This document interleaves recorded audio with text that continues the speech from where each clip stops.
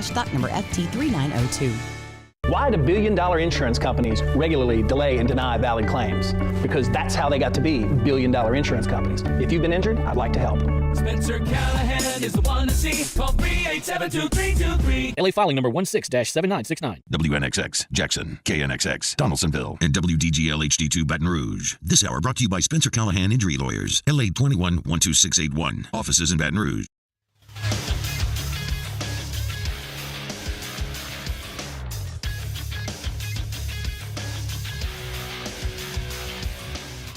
Good morning. It's 7 a.m. here on Tuesday, June 4th. Today in Baton Rouge, expect sunny skies with a high of 93. In hour one of today's show, we'll recap LSU versus UNC as the Tigers fall to the Tar Heels in the regional finals. We'll look back on the LSU baseball season as a whole as well. You can follow us on Twitter or Instagram at OTB_ESPN and watch us on YouTube at the 104.5 ESPN channel. Hour number one of Off the Bench, live from the Mercedes-Benz of Baton Rouge studios, starts now. Let we go! All-Star Toyota presents Off the Bench with Jacob Hester and T-Bob Hebert. Yeah! Off the Bench with Hester and T-Bob. Hey, they said I got to come off the bench. All-Star Toyota presents Off the Bench with Hester and T-Bob. Yo.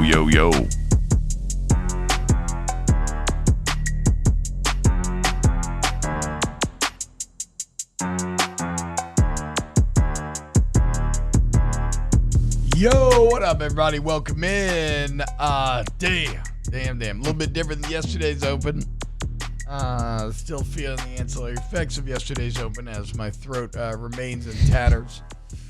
But at some point yesterday, I believe the old ABC Wide World of Sports mantra was uttered, the thrill of victory and the agony of defeat. And the agony of defeat is what I keep coming back to after last night.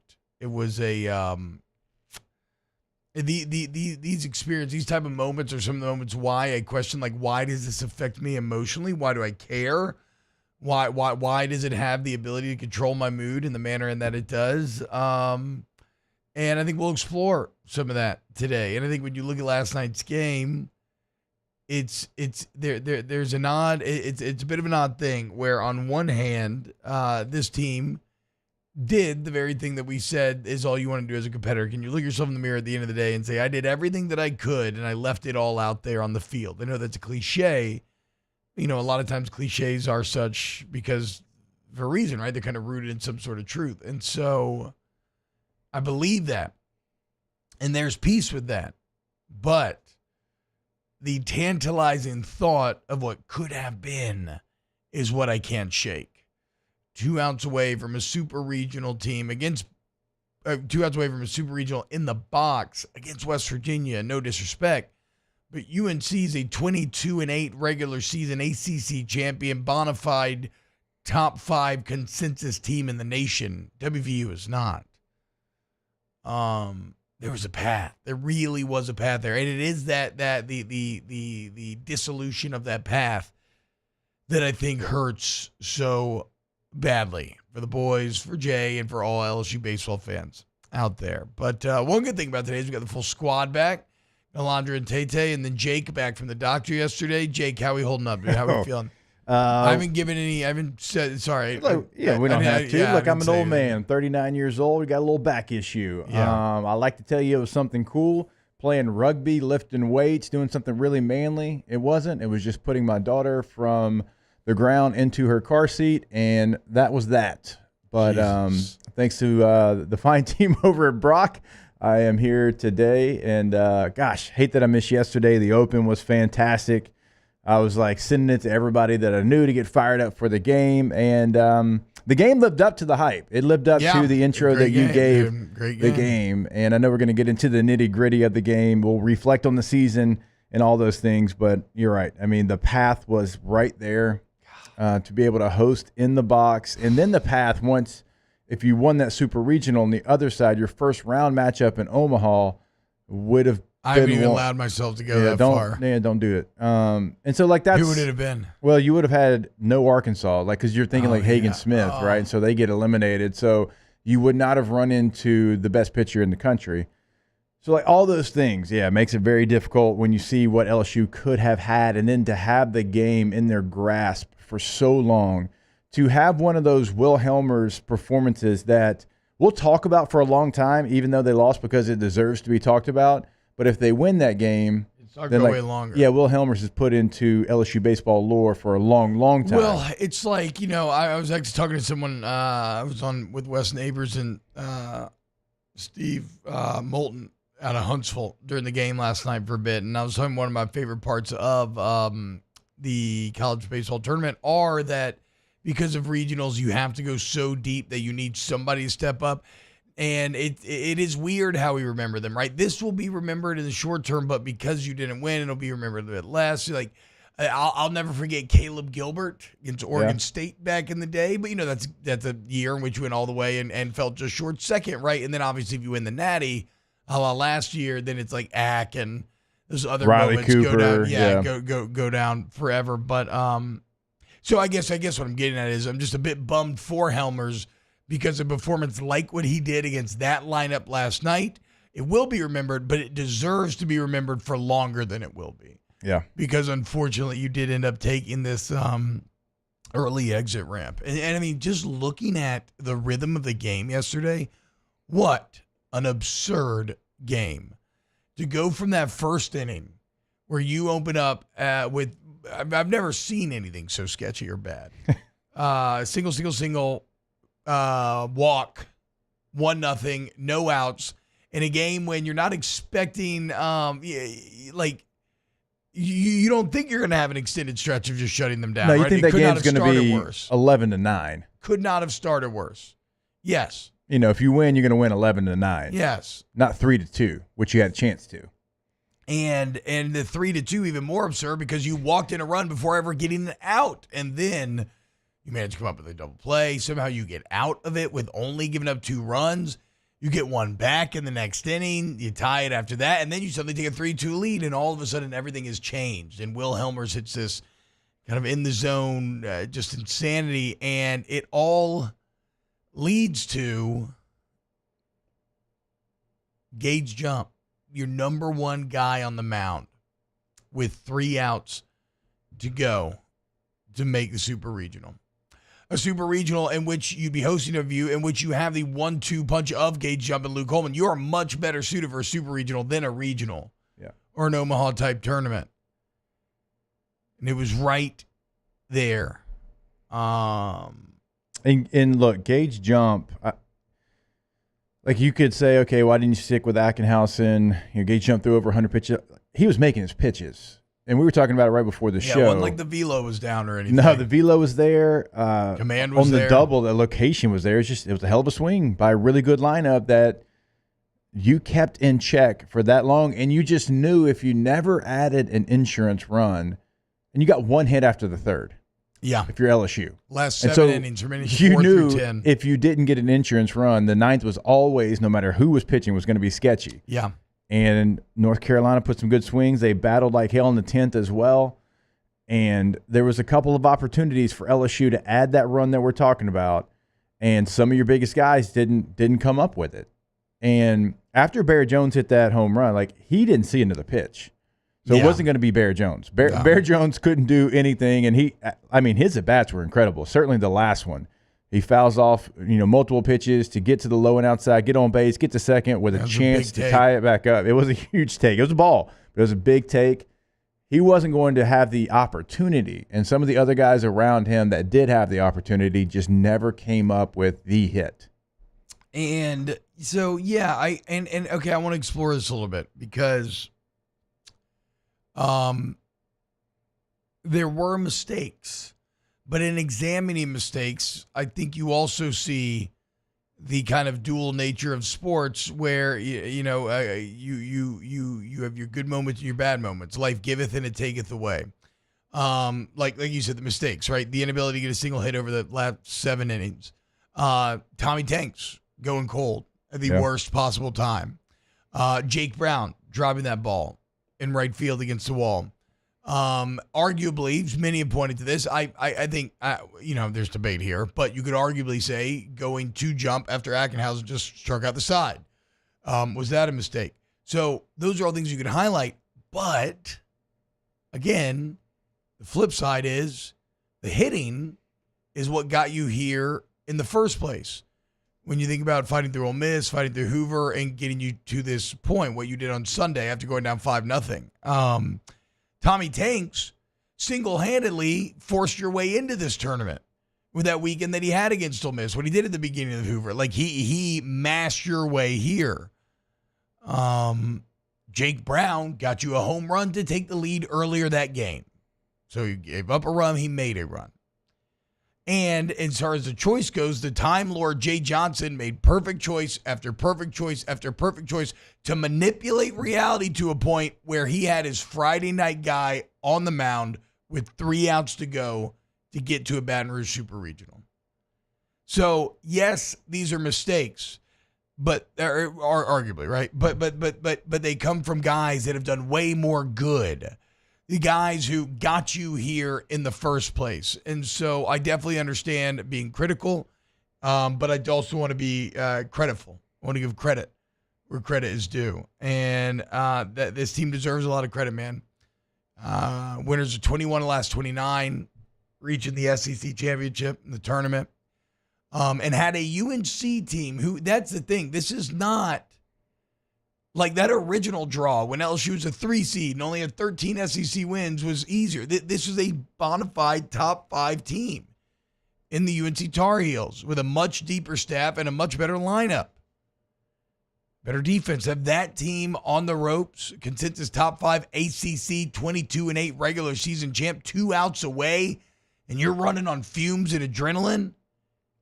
There's accomplishment within that. Unfortunately, it's tough to engage with that when judged against the glaring pain of a loss, where you got so tantalizingly close. Like Nookie said earlier, like he had a sense of dread in building all day, but he expected a blowout. And then in some ways, this is worse. I understand that, but it's always kind of worse when it's the close game and you can reflect back and. As a player, it's like, I wish I would just got blown out. I'll be a little semantic. I think it's more painful. I don't think it's worse. No, I agree. Just to engage with words a little bit there. Like, it hurts worse, yes. But as a competitor, it is that deal where this team went out on their shield. Like we said yesterday, they can look in the mirror and say, we literally gave everything we had, and unfortunately, and you got to credit the opponent. I mean, those were incredibly quality at-bats by North Carolina against Gage Jump in the bottom of that ninth. Battling. The guy that had the RBI single, I mean, how many balls did he foul off? Yeah. Every single pitch, you feel like you're going to tear your hair out and throw up, hands on the knees, pacing. I cleaned up the entire house. I had that stress cleaning going on where you got on the living room, you're like doing dishes, watch pitch, picking toys up, like for damn near what felt like an hour. We had the end of the year party for Memphis's baseball team, the Lugnuts, and there was dads in one area and everybody, the moms and all the kids in one area, and I was with the moms and kids, and I had Harlow because I couldn't sit down, like with my back. It was just better if I stood up or whatever. And I was going to go over there and check in with the dads, and then LSU took the lead. I said, nope, not going in there the rest of the night. And then I was watching the game, me and Harlow sitting there in the living room just pacing back and forth. Again, like from my back, it's like better if I just like moved around than if I just sat still and got stiff. And so we're just like walking in circles in the living room, pacing back and forth, man. It was like 3 hours of that. Champ says hitting cost his team, not pitching, not defense, hitting only. Last night, yes. But again, kind of like we talked about, right? Hitting got you through Sunday yesterday. Hitting got you those South Carolina games in Hoover. Hitting swept Ole Miss. So it is everything is dual in nature. It's just one of those deals where you had to capitalize. You had to do more when you had the opportunities. Yeah. Because of the performance that you were getting from Helmers, and it lasted. He never, obviously, they never got to him, but he gets out of the game, and you knew that one run wasn't going to be enough. And well, you thought that, but I kind of was like, by the time you get a gauge jump tonight, I'm like, maybe it is going to be enough. I don't know. You just I had some of that feeling too. It's like you never know how a starter is going to do when he has to come in and close the game. We see it all the time. And again, that he actually made really good pitches. His velocity, he was 95, 96.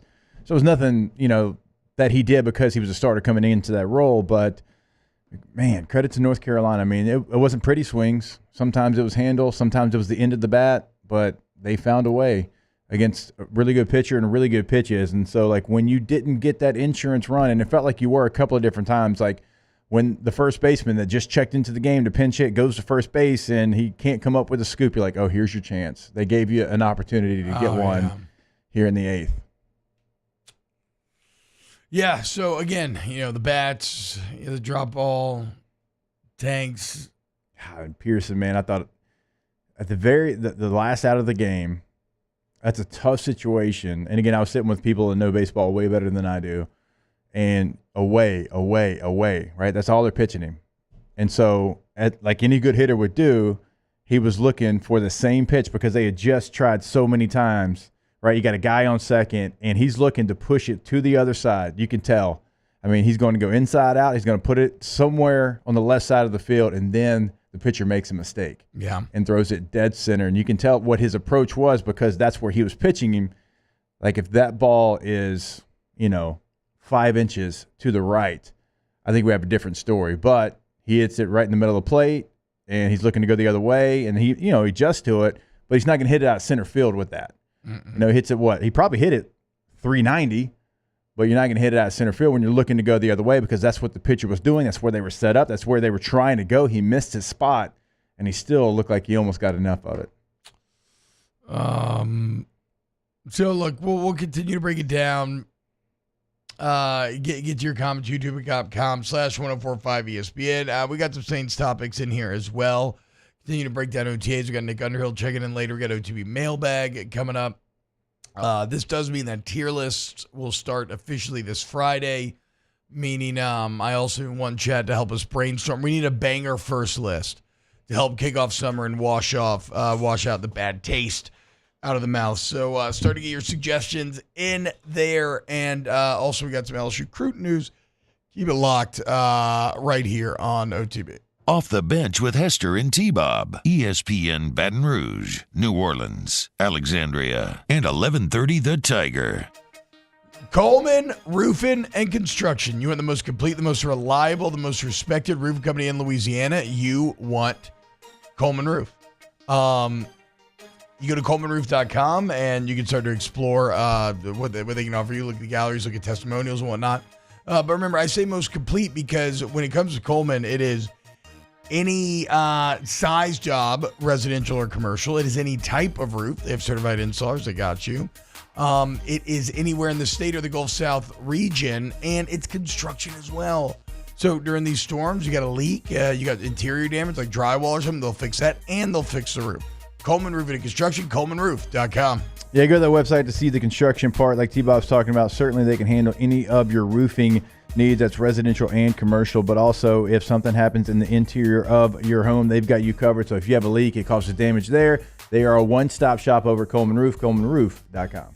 In times of need, get a full list of phone numbers, websites, and other important emergency information on the Demco Stormwatch page at 1045ESPN.com. Bayou Ford has the new inventory to get you in a new Ford truck or SUV today, or customize your next vehicle just the way you want. All new Bayou Ford vehicles come with a 1 million mile powertrain warranty. The crew at Bayou Ford is going to do right by you. I've been doing business with Luba for 25 years. They're dependable, trustworthy. It's just the attention to detail with our clients. Our folks have years and years of experience. They're highly trained professionals, but many companies have that asset. What I'd like to think makes Luba a bit different is that we use those talents in a way that truly is dedicated to serving the needs of the folks who depend on us.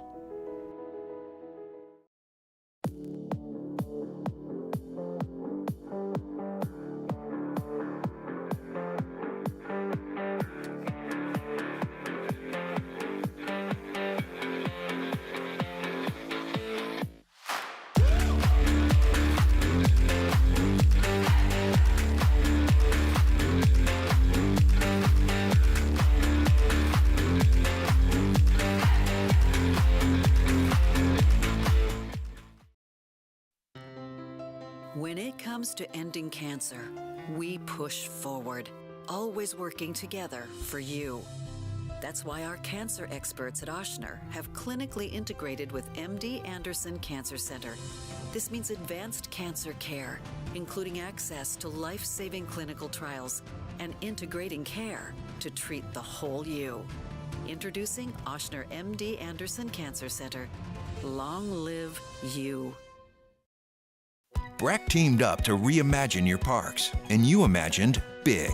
With your help, we went to work, creating 12 beautiful community parks across the parish. A family-sized water park, miles and miles of trails, and parks just for your dogs.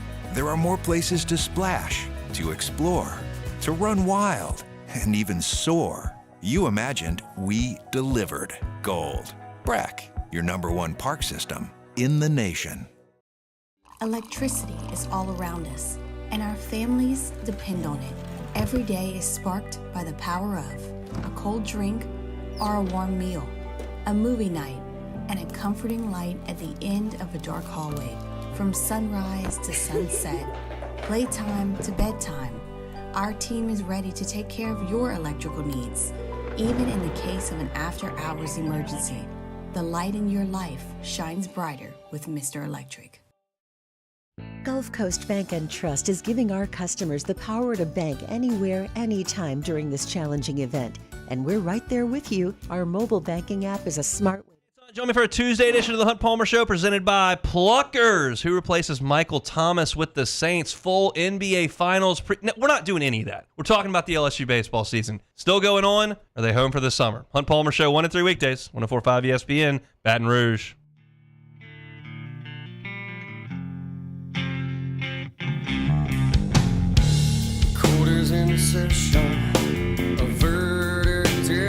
All-Star Toyota presents Off the Bench with Hester and T-Bob. ESPN Baton Rouge, New Orleans, Alexandria, and 1130 The Tiger.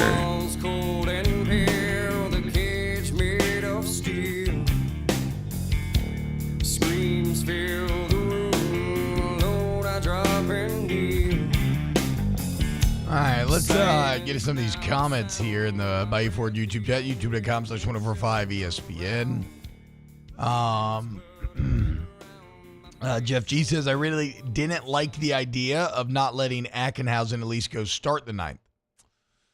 Well, I think what I think here is twofold. I think I don't think you should approach it with letting Ack start the ninth. I don't think you want Gage Jump to inherit base runners. He's a starting pitcher. I think you want him to be in a more pseudo-familiar. Like, if you're going to make the move to Jump, I don't think you want him as taking control of runners on base, right? More importantly, I think Jay Johnson's plan the entire time, and he said as much after the game, was to get to Jump in the ninth. This was the exact plan to try to make this happen, this Helmers to Ackenhausen to eventually Jump. Now, some of the other arms in the plan got burned maybe a little earlier than you thought, and then Helmers had his legendary performance. Ackenhausen comes and strikes on the 8th. And, yeah, at that time, like, again, I wouldn't fault Johnson if he had gone with Ack there in the 9th. But I guess what I'm getting at is this, we recently we've called him a Time Lord. And his ability to kind of peer into the future and put together the pieces of the puzzle to figure out how LSU could squeeze blood from the stones that are this pitching staff.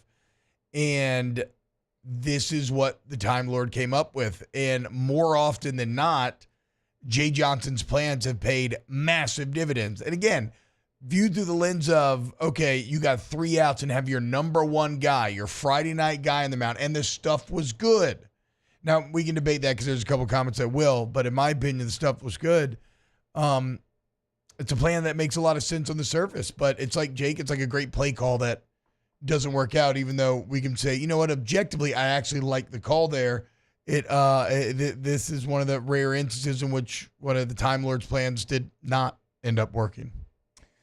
Yeah, so I agree with you as far as, like, if Gage Jump would have come in with a runner on first and second, that's not where he lives. And your plan probably would have been Ackenhausen and maybe Guidry. Guidry was the only guy you had left. And so, maybe he doesn't even come in because you're like, well, what if this thing goes 13-14 innings, then where do you go?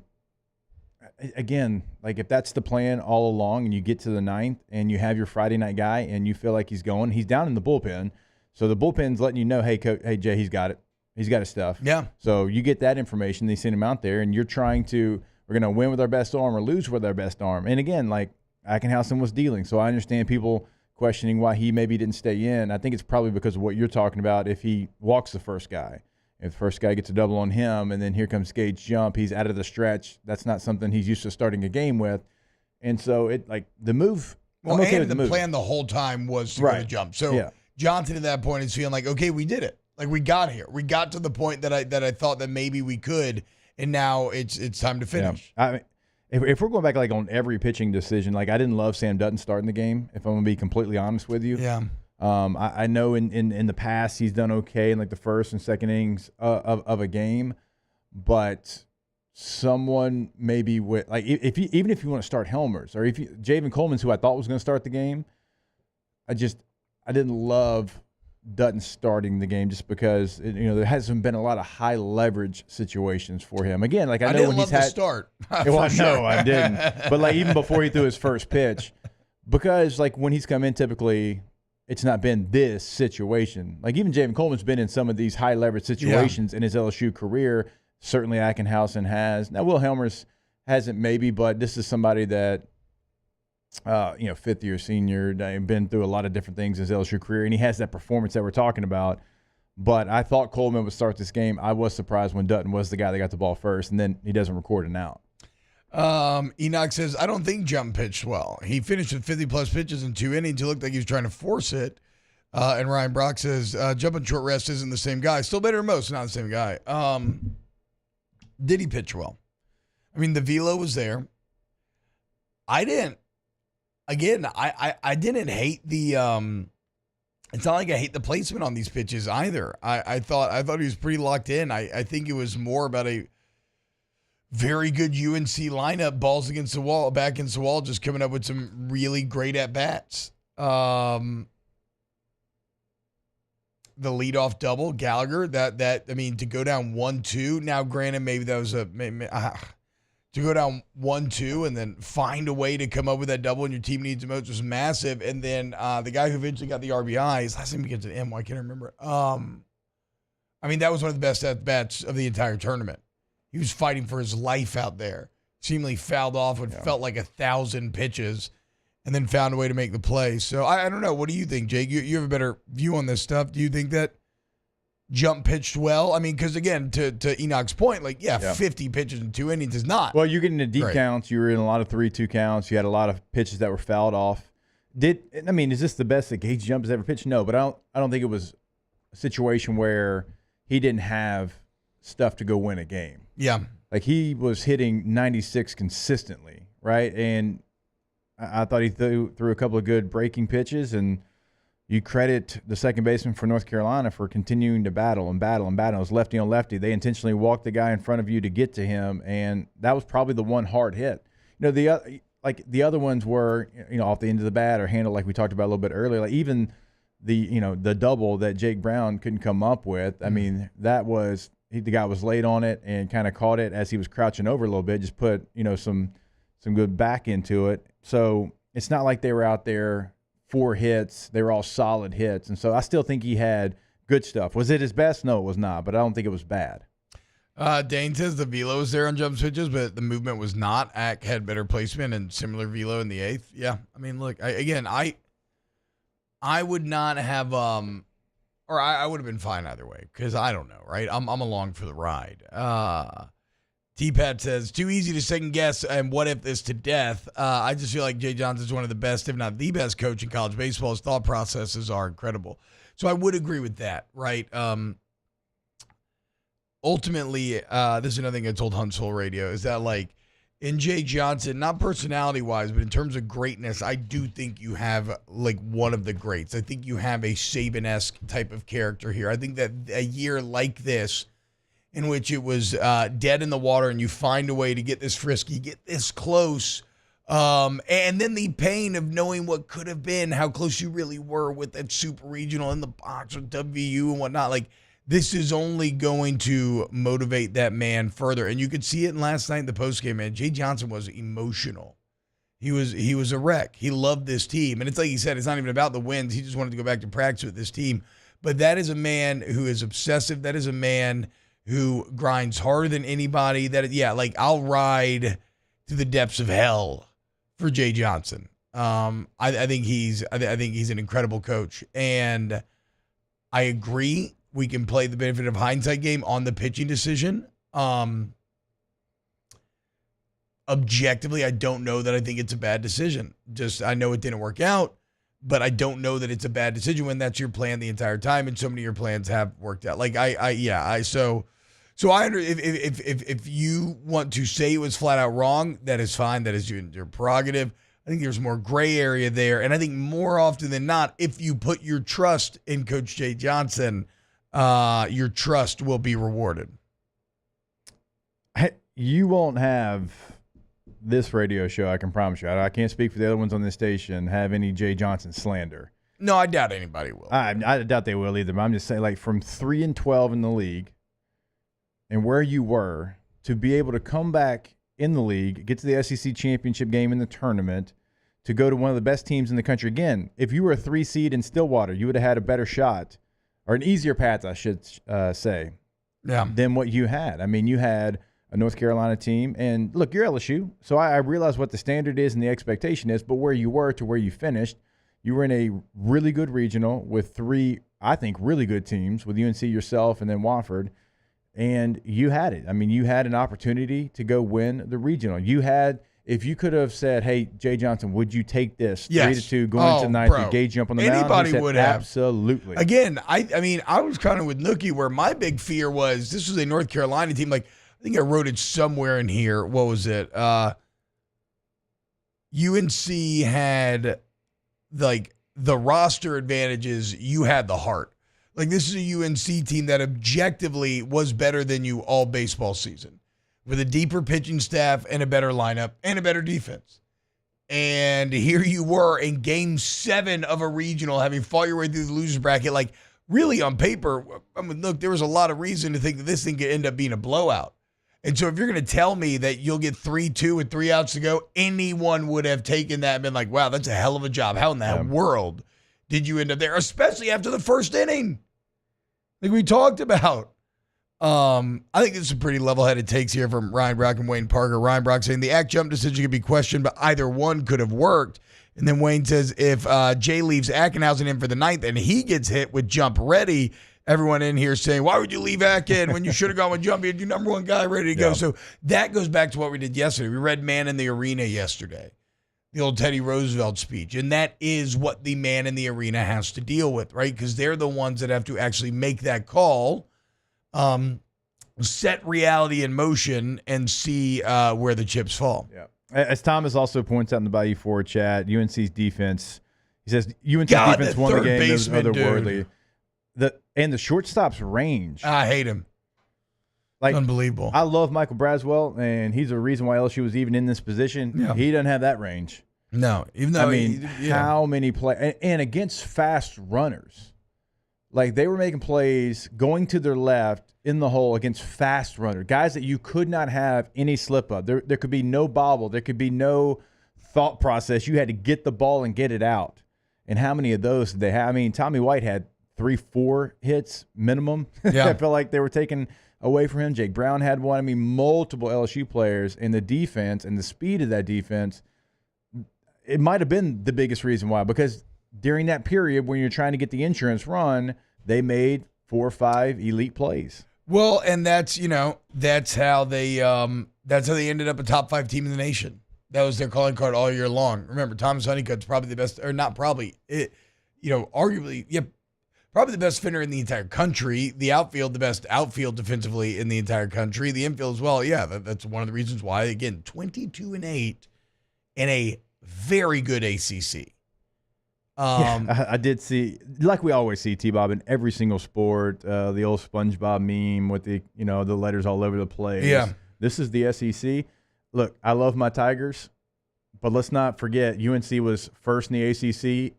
LSU is 11th in the SEC. It's funny. That's why this does. Let's not flex too hard. This kind of gives.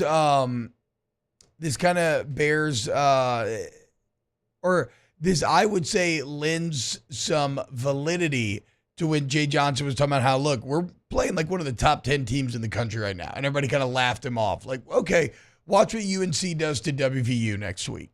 And I think you'll probably agree with Coach Jay's assessment of his team. Like that record, where you finished in the SEC, maybe not representative of where you were at the end of the year. But still, I don't think from a roster standpoint you were as good as UNC this year, which is why it was so crazy. And again, why it hurts so bad, because you had somehow gotten so close when against all odds you probably should not have. But what do we always say about coaching? Are you elevating a team? Or are you dragging it down?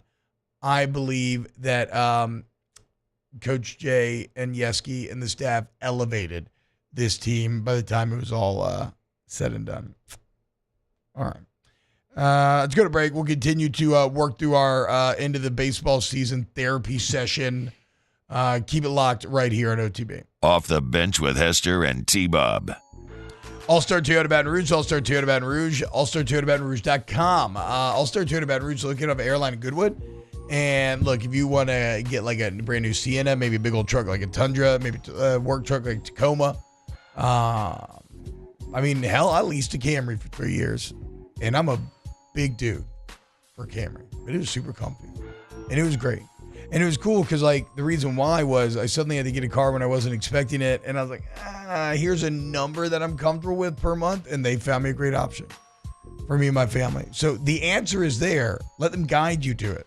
All-Star Toyota Baton Rouge, AllStarToyotaBatonRouge.com. Yeah, obviously it is the month of June. That's when you're going to take those vacations. And so even if you didn't take one the first week after school, you're going to have one coming up this summer, and you can rent any Toyota. Anything that is available to buy new or lease, it is also available in the rental process. Nobody else is going to offer that to you. You can check all those rentals out online, allstartoyotabatonrouge.com. Our listeners fire off their opinions on the jimsfirearms.net hotline at 499-1045. Keep listening for your next chance to shoot us your thoughts with the jimsfirearms.net hotline on 1045 ESPN Baton Rouge. There it is, the extra mile, on the border of expected and extraordinary for those willing to go further, like vans customized for work or play, with safety and tech to keep you connected. Supported by a 5-star sales, service, and finance team. And backed by the 1-star you know. So go the extra mile. It's never crowded because so few have what it takes to go there. Mercedes-Benz Vans.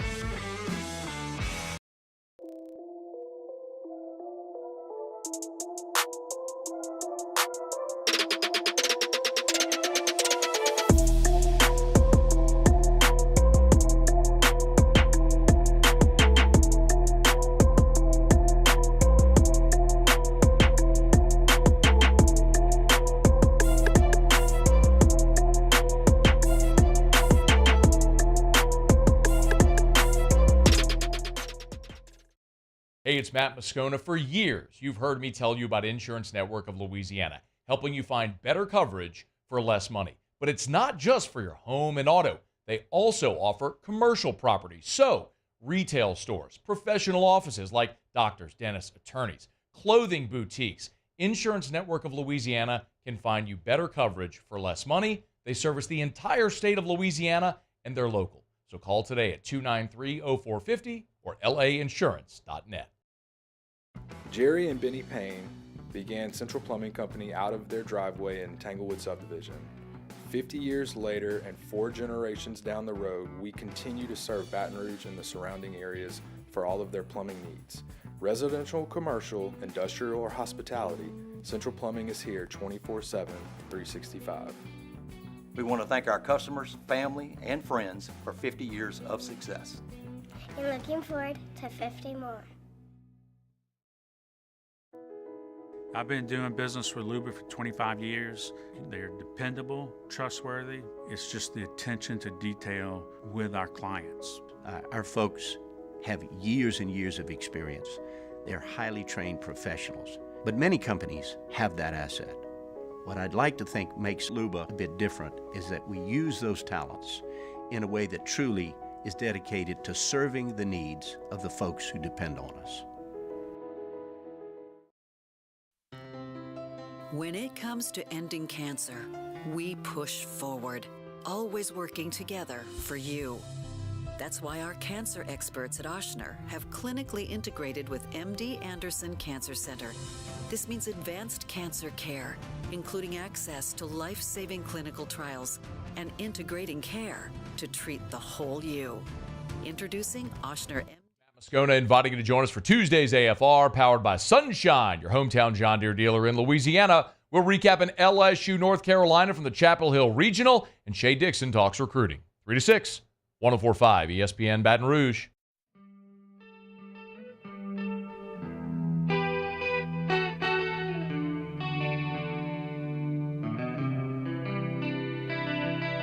All-Star Toyota presents Off the Bench with Hester and T-Bob. ESPN Baton Rouge, New Orleans, Alexandria, and 1130 The Tiger.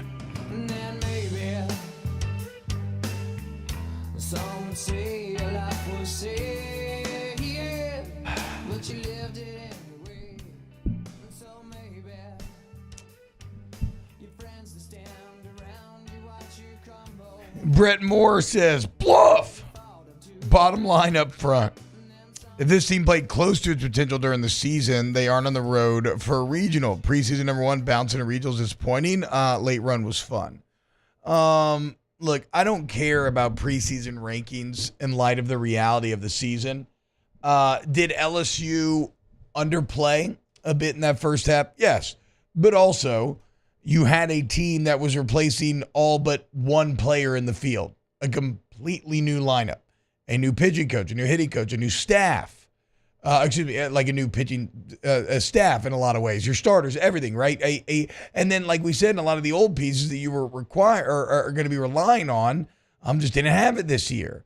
And so there actually was a pretty perfect mixture to have some early season disappointment. And the final thing that, the final piece in that bad gumbo was a very tough schedule coming out. So I don't agree with this notion that LSU was, I guess what I'm saying is I don't agree with this notion that this was more about LSU underperforming early versus overperforming late. I think that the truth of this team was that it was flawed in many ways that we did not recognize preseason. The truth of this team was that there was a lot of gelling, a lot of learning one another that had to happen. And the truth of this team was that they did exactly what you want any team that you follow to do, which is to get better and better with more time on task. And as the season goes on, and maybe look at the staff and Nate Yeske. We were just talking about during the break. First half of the season, 7+ team ERA? Really bad. Second half, damn near sub 3 for a lot of it. And culminating last night's performance where really you hold that UNC lineup to 2 runs for 25 outs. That's absurd. And so, no, I don't agree that this was a team that was just that was just underperforming early on. I think this was a bad team early on that had to learn to improve, learn who was going to work, had to have young guys step up and find a way to win games. So I don't agree with your bluff, your bottom line up front. They continued to get better, and if you would have said that they would have had the pitching to make the run that they had, I think we all would have kind of snickered at that. Like, they just, what was their ERA you said? It was 7+ early, and then remember, before the couple South Carolina games in Hoover, your last 17 SEC games, you had been sub 3 as a team, or low 3s. And then look at how this weekend played out. 3 runs on Friday. Admittedly, Saturday they maybe got you a little bit, but then Sunday, 5 in the 1 inning. But outside of that, 1 run for the rest of the game, and then 4 against that lineup in UNC. The pitching did its job. Yeah. Without question, every one of us, to a man and woman, if we're being honest with ourselves, would have said if LSU wins this game, they win it 11-9, or something similar to that scoreline, right? I don't think anybody would have sat here and said 3-2 was even realistic. No. With who you had, who they had, the offenses that you have. And the pitching staff did exactly what they had to do in this game, right? In yesterday's as well, or 2 days ago, I should say now. against North Carolina. I mean, they gave you the chance. They gave you the opportunity. And you can't get one hit in like a 6-inning stretch and think you're going to go on the road against the number 4 team in the country and win. Like, to me, the story of the game, we could talk about the pitching and we could talk about who came in the 9th and who stayed in the 10th and all that. It's factors in the game and the fly ball that Jake Brown couldn't come up with. But to me, the story is your inability to get a hit and then UNC's defense. Yeah, I think this is the classic, how do we analyze our live reaction to sports? And I think Jake, I agree with you in that. If you're talking about, okay, let's zoom out macro, what was the main issue this game? The loss is because of the hitting, right? But then you zoom in situationally, micro, what moments, okay, within the context of the bats aren't there, what then could you have done better? And that's where you get to like the dropped ball or maybe the pitching decision. And so, yeah, there's conversation to be had on both fronts. I agree with this by Colby, at least we're not Arkansas. True. I think, look, I still want to take a look forward into what comes next. And I think another piece of this too, Jake, as we talk about kind of the expectation of this team and where it came from to where it ended, I think something that was new for Coach Jay Johnson in his own career as well was coming off a national championship. And you've heard Coach Maneri talk about it. That was the hardest year he's ever had, was coming off a national championship. And we've seen Nick Saban, when he was learning how to live to win these things early on, maybe not have his most dominant years immediately the year following. Les Miles, 07. I mean, 08 was awful. Yeah, we were 3-5 in the SEC. We were 9-3 in 04, which is still good. But Saban. I mean, that's with barely escaping Oregon State, and again, that's judged against later Saban would win a natty, replace everyone, and go 11-1, right? And so like there are challenges that are unique to doing that, and now Jay Johnson's lived through that, and I think you're going to be better for it. Yeah, I mean, first one to make the postseason, which is wild. And, you got a stretch there where the national champ didn't even make the postseason, right? So there's a theme there, and all of them were in the same league that you play in. And again, and Jay would tell us this if he was on right now, he realizes the expectation of a place like LSU. Like, your expectation is to be playing that game in the box. You weren't. Things went south. You were 3-12. But it's the fight back for me that gives you all the confidence in the world for Jay Johnson. I agree. Let's close out hour number 1 of OTB next. Off the Bench with Hester and T-Bob. Go Tommy's. That's Tommy's Windows, Doors, and Siding. GEAUX is the website. If you need hardy plank or vinyl siding, you need wood or vinyl windows, you need any type of door, you need to get Tommy's. In fact, you need to make Tommy's one of your 3 bids on the project. That's how confident I am in the charisma, the level of service, the attention to detail, the energy, the effort, the want to, the will to victory. That's how confident I am in Tommy's Windows, Doors, and Sidings. I'm saying make them one of the bids and let them prove to you why they are the correct choice for your job. Reinvest in your greatest asset, your home, okay? And do it with Tommy's Windows, Doors, and Siding. Go Tommy's.com. GEAUXTommys.com is the website, and we always encourage you, go check out what they can do for you on their webpage. Like everything that T-Bob just said about Tommy is absolutely true, and you'll know that from the first time that you meet him. But they can do anything that you need. Check out the gallery on the website, gotommys.com. In times of need, get a full list of phone numbers, websites, and other important emergency information on the Demco Stormwatch page at 1045ESPN.com. Bayou Chrysler Dodge Jeep Ram is taking $11,000 off the new 23 Dodge Charger. We're open for business in our beautiful new showroom and taking $11,000 off the powerful new Charger. All new Bayou vehicles come with a 1 million mile warranty. The crew at Bayou Automotive is going to do right by you.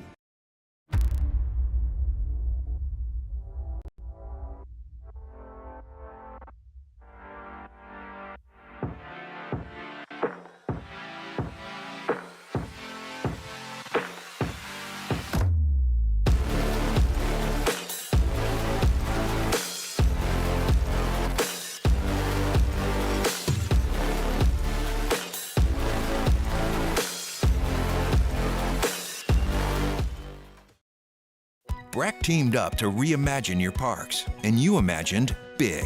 With your help, we went to work, creating 12 beautiful community parks across the parish.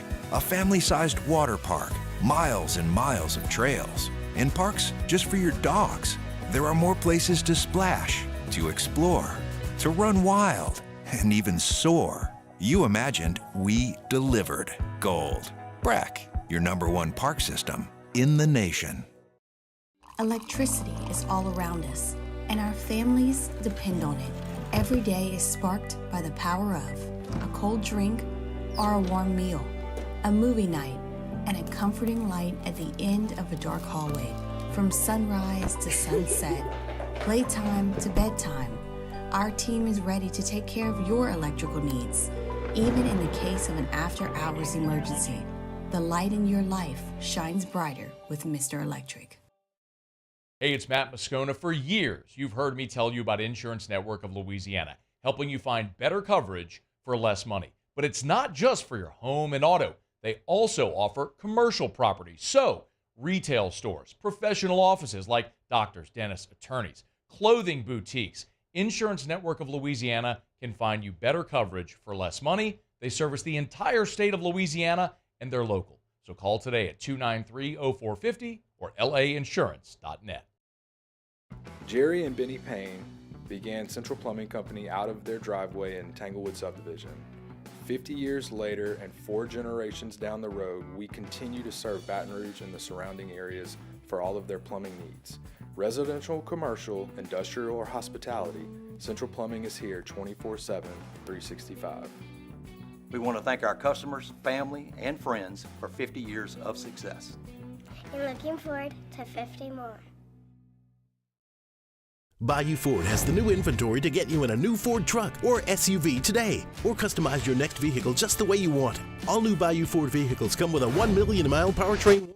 Charles Hancock, join us for the Tuesday edition of Live at Lunch from Doe's Eat Place on Government Street in Mid-City. The Super Regionals are all set. We'll tell you who's there. Live at Lunch, 11 a.m. weekdays on 104.5 ESPN Baton Rouge.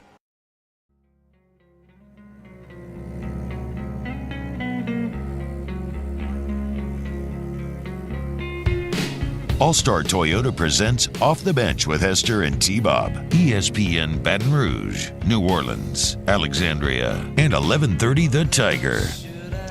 Gulf South says, sucks so bad that Milazzo and Little had their careers end on the bench with an injury. You play your whole life just to have something stupid like a pulled muscle take your last game. Yeah, man. It's for sure. We need to start to get into should we start to talk about next year? Next year's roster? Yeah, there's some toss-ups. Like, the guys that use their eligibility, Milazzo, Travinsky, guys that have been here a long time, Nate. Here's who had it? Somebody somebody just put all the names that are losing. Okay, there's draft. Me and my brother were talking about this yesterday. So Milazzo gone, Travinsky gone, Bingham gone, Nate's gone, Tanks is gone, Helmers is gone. Then you have decisions to be made with guys like Braswell, Pearson, maybe Thatcher Herb, because he's like, hey, and you were talking about it, Tate, a little bit earlier, off potential. You're going to get drafted because of what he could do. And then Holman and Jump. I think Holman's, without question, gone. Jump would have a decision to be made. He was 65th, I think, in the top 100. Could you put together a package, NIL, say, hey, you'll be a surefire top 10 pick if you come back? Maybe. But he's likely to be gone as well. I just feel like if you're throwing 97 from the left-hand side, like a team's going to, whether it's a reach or not, they're going to draft you. Like, I think Jump's gone. Yeah, the only thing you could have for him to come back is, again, like you put together a massive NIL deal and you try to sell. You'll be a 50 to 65 pick right now. If you come back, you'll be 5 to 15. So, Matt, see, this was looking for seniors losing eligibility are Napolt, Milazzo, Travinsky, Bingham, Agenhausen, Helmers, Little. So, some key players, but not too brutal there. It's going to be more all about those draft eligible guys that you just mentioned. So, then let's talk about who is back, right? Obviously, Milam, feel great about him. Cade Anderson, feel great about him. Jake Brown, I'd say feel great about him. Ashton Larson, really solid. What other names? And then I guess one of the main questions here is going to be, what will Bear Jones do? Draft eligible sophomore. What do you end up with? 28 home runs? Quality at bat? He had 8 or 9 walks this regional alone. I feel like you can convince him to stay. I don't know, man. He was so good at the end. What's he going to do that's better than this I know. on the college His play level? discipline, I mean, really took a leap from what it was a year ago. Like It got better at the end of the season. The only reason Bear comes back is if he wants to, try to win another championship. But what allure does that have for you when you already have the championship? Now, maybe was he out the lineup by the end of last year? By the end of that championship run, Jones. Bear? Yeah. So because Beloso was the agent and Morgan was at first. So maybe there is a little bit of motivation there because he wants to be the lead guy. But God, I mean that would be the coup, right? If you could get Bear, is Bear the biggest? Oh, we have 30 seconds. Damn it! Is Bear the biggest inflection point in terms of next year's roster returning? It'd be Jump and Bear. Yeah. I mean, Jump, I think's farther along the road of going into the draft than Bear, but Bear's right there with him.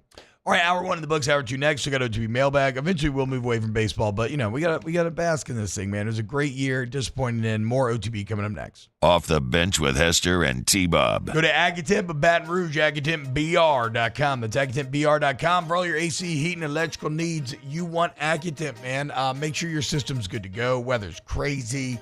A lot of power outages, all this rain and everything lately. Remember, do that whole home generator from Agatemp. Get a free professional estimate, see what it costs, and make sure that you protect you and your family during what is supposedly going to be a pretty intense storm season. So remember, they are there for you. Service to the highest degree. It's not just lip service. They walk that walk. Go to Agatemp Baton Rouge, AgaTempBR.com. Yeah, go to that website today to make sure that you're up to date on all of your AC's needs, right? Because we know, storm season's coming for sure, but we know the heat's coming. It's undefeated. So we know that will be here for sure, and don't have your system failing you in the most important time. AgaTempBR.com. Farming is a way of life for us. It's not something we get up in the morning and dread going do. It's just something we go to bed at night looking forward to getting up to go do. John Deere equipment is what we as farmers strive to have. So it's in your blood, it's in your veins. It's just a part of who you are. Green is what we want to be in. The other tractors were acquired to patch it up to get to where you want to be. Where we want to be is in John Deere. Flip the switch and learn more about what it means to be powered by sunshine at sunequip.com. Bayou Ford has the new inventory to get you in a new Ford truck or SUV today, or customize your next vehicle just the way you want. All new Bayou Ford vehicles come with a 1 million mile powertrain warranty. The crew at Bayou Ford is going to do right by you. The Windsor Senior Living Community in Mandeville, Louisiana is a beautiful, vibrant apartment community geared toward seniors. They are nestled right in the heart of Mandeville, where seniors live a more carefree lifestyle in spacious apartments with the peace of mind that comes from having a little extra help. Call the Windsor at 985-624-8040 to schedule a lunch and tour. Come see how the Windsor can be your passport to peace of mind. I've been doing business with Luba for 25 years. They're dependable, trustworthy. It's just the attention to detail with our clients. Our folks have years and years of experience. They're highly trained professionals, but many companies have that asset. What I'd like to think makes Luba a bit different is that we use those talents in a way that truly is dedicated to serving the needs of the folks who depend on us. When it comes to ending cancer, we push forward, always working together for you. That's why our cancer experts at Ochsner have clinically integrated with MD Anderson Cancer Center. This means advanced cancer care, including access to life-saving clinical trials and integrating care to treat the whole you. Introducing Ochsner MD Anderson Cancer Center. Long live you. Breck teamed up to reimagine your parks, and you imagined big. With your help, we went to work, creating 12 beautiful community parks across the parish. A family-sized water park, miles and miles of trails, and parks just for your dogs. There are more places to splash, to explore, to run wild, and even soar. You imagined, we delivered. Gold. Breck, your #1 park system in the nation.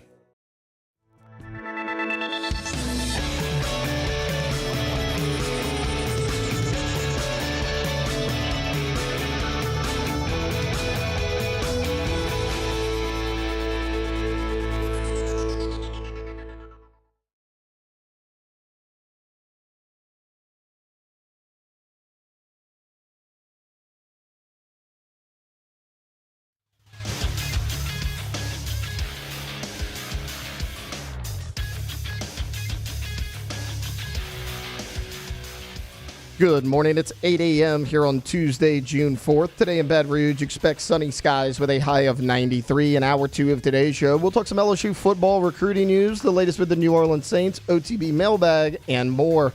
You can follow us on Twitter or Instagram at OTB_ESPN and watch us on YouTube at the 104.5 ESPN channel. Hour number 2 of Off the Bench, live from the Mercedes-Benz of Baton Rouge studios, starts now. Let we go! All-Star Toyota presents Off the Bench with Jacob Hester and T-Bob Hebert. Yeah. Off the Bench with Hester and T-Bob. Hey, they said I got to come off the bench. All-Star Toyota presents Off the Bench with Hester and T-Bob. Yo. Yo, what up, y'all? Welcome in. Hour number 2 of OTB. Taylor just laid out the blueprint for you. At the end of this segment, I'll start asking some mailbag questions for next segment. We obviously in hour number 1, we spent the entire hour eulogizing what was a very down and then very up baseball season again, which, you know, objectively, the baseball team can have the peace of mind of knowing that they can look themselves in the mirror at the end of the day and say, I did everything I could. I left it all out there on the field. But it still hurts given what you could have had with a super regional against WVU. And again, your setup with jumping Holman in terms of a super regional, like in the box of all places at the beginning of this year, so teasingly, tantalizingly close. I'll tell you this, to take a little personal sojourn here. I said it yesterday. I needed this West Virginia game like I needed oxygen, dude.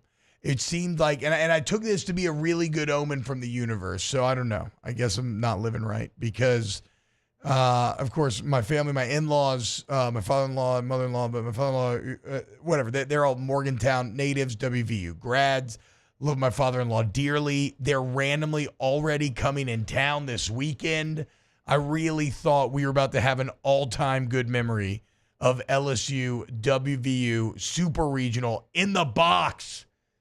Something that likely will never happen again. And I don't know. I guess I just wanted a little too bad, but still a very good year for the boys when it's all said and done.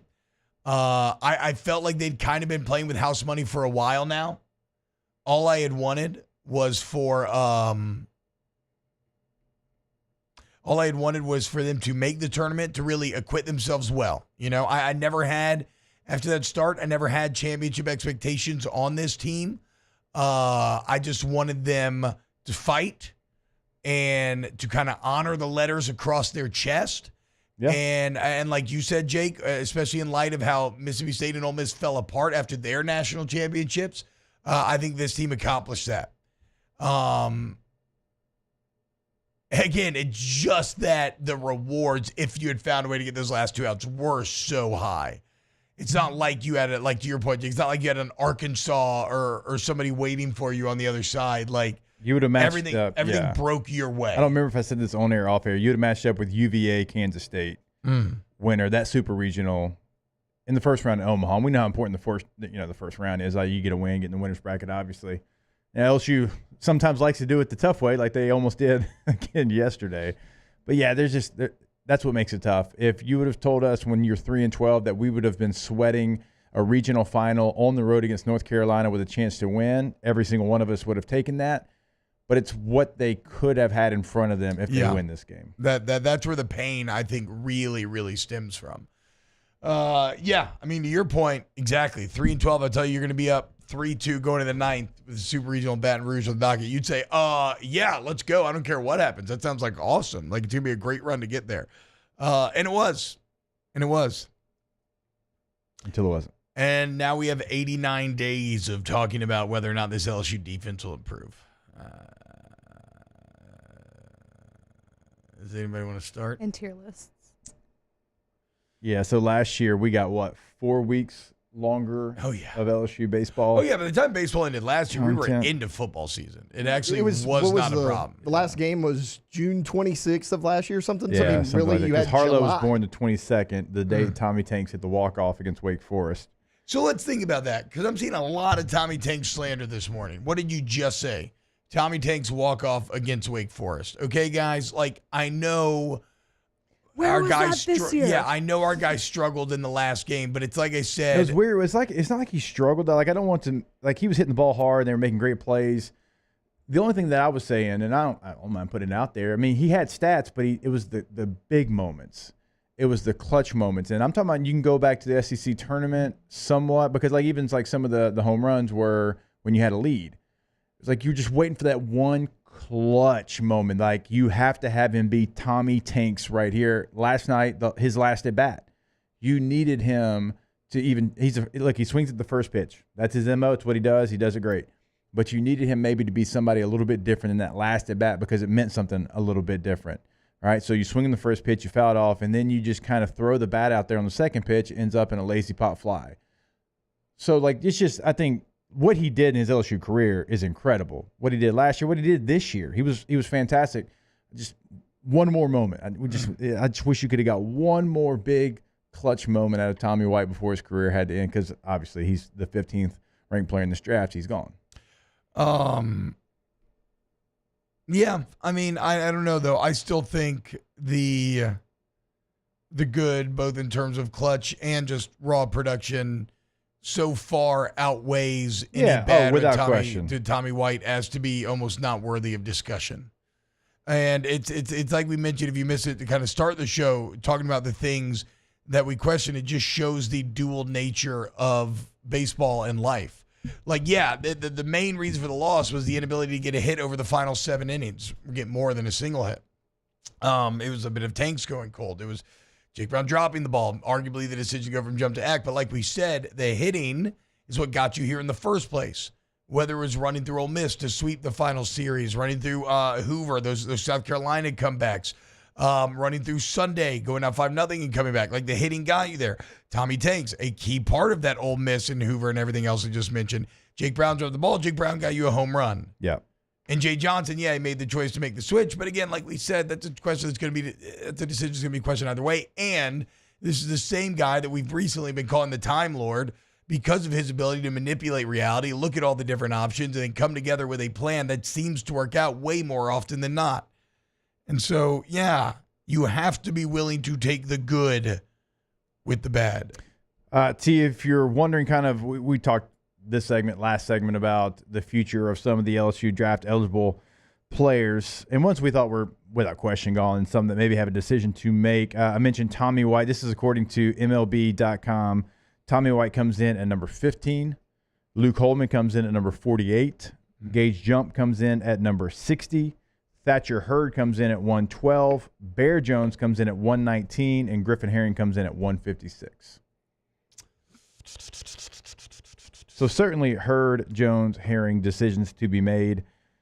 White gone, obviously. I think Luke Holman's gone. And Gage Jump, probably gone. I think probably gone. I think Jay probably knew that he was going to be here for 1 year. Yeah.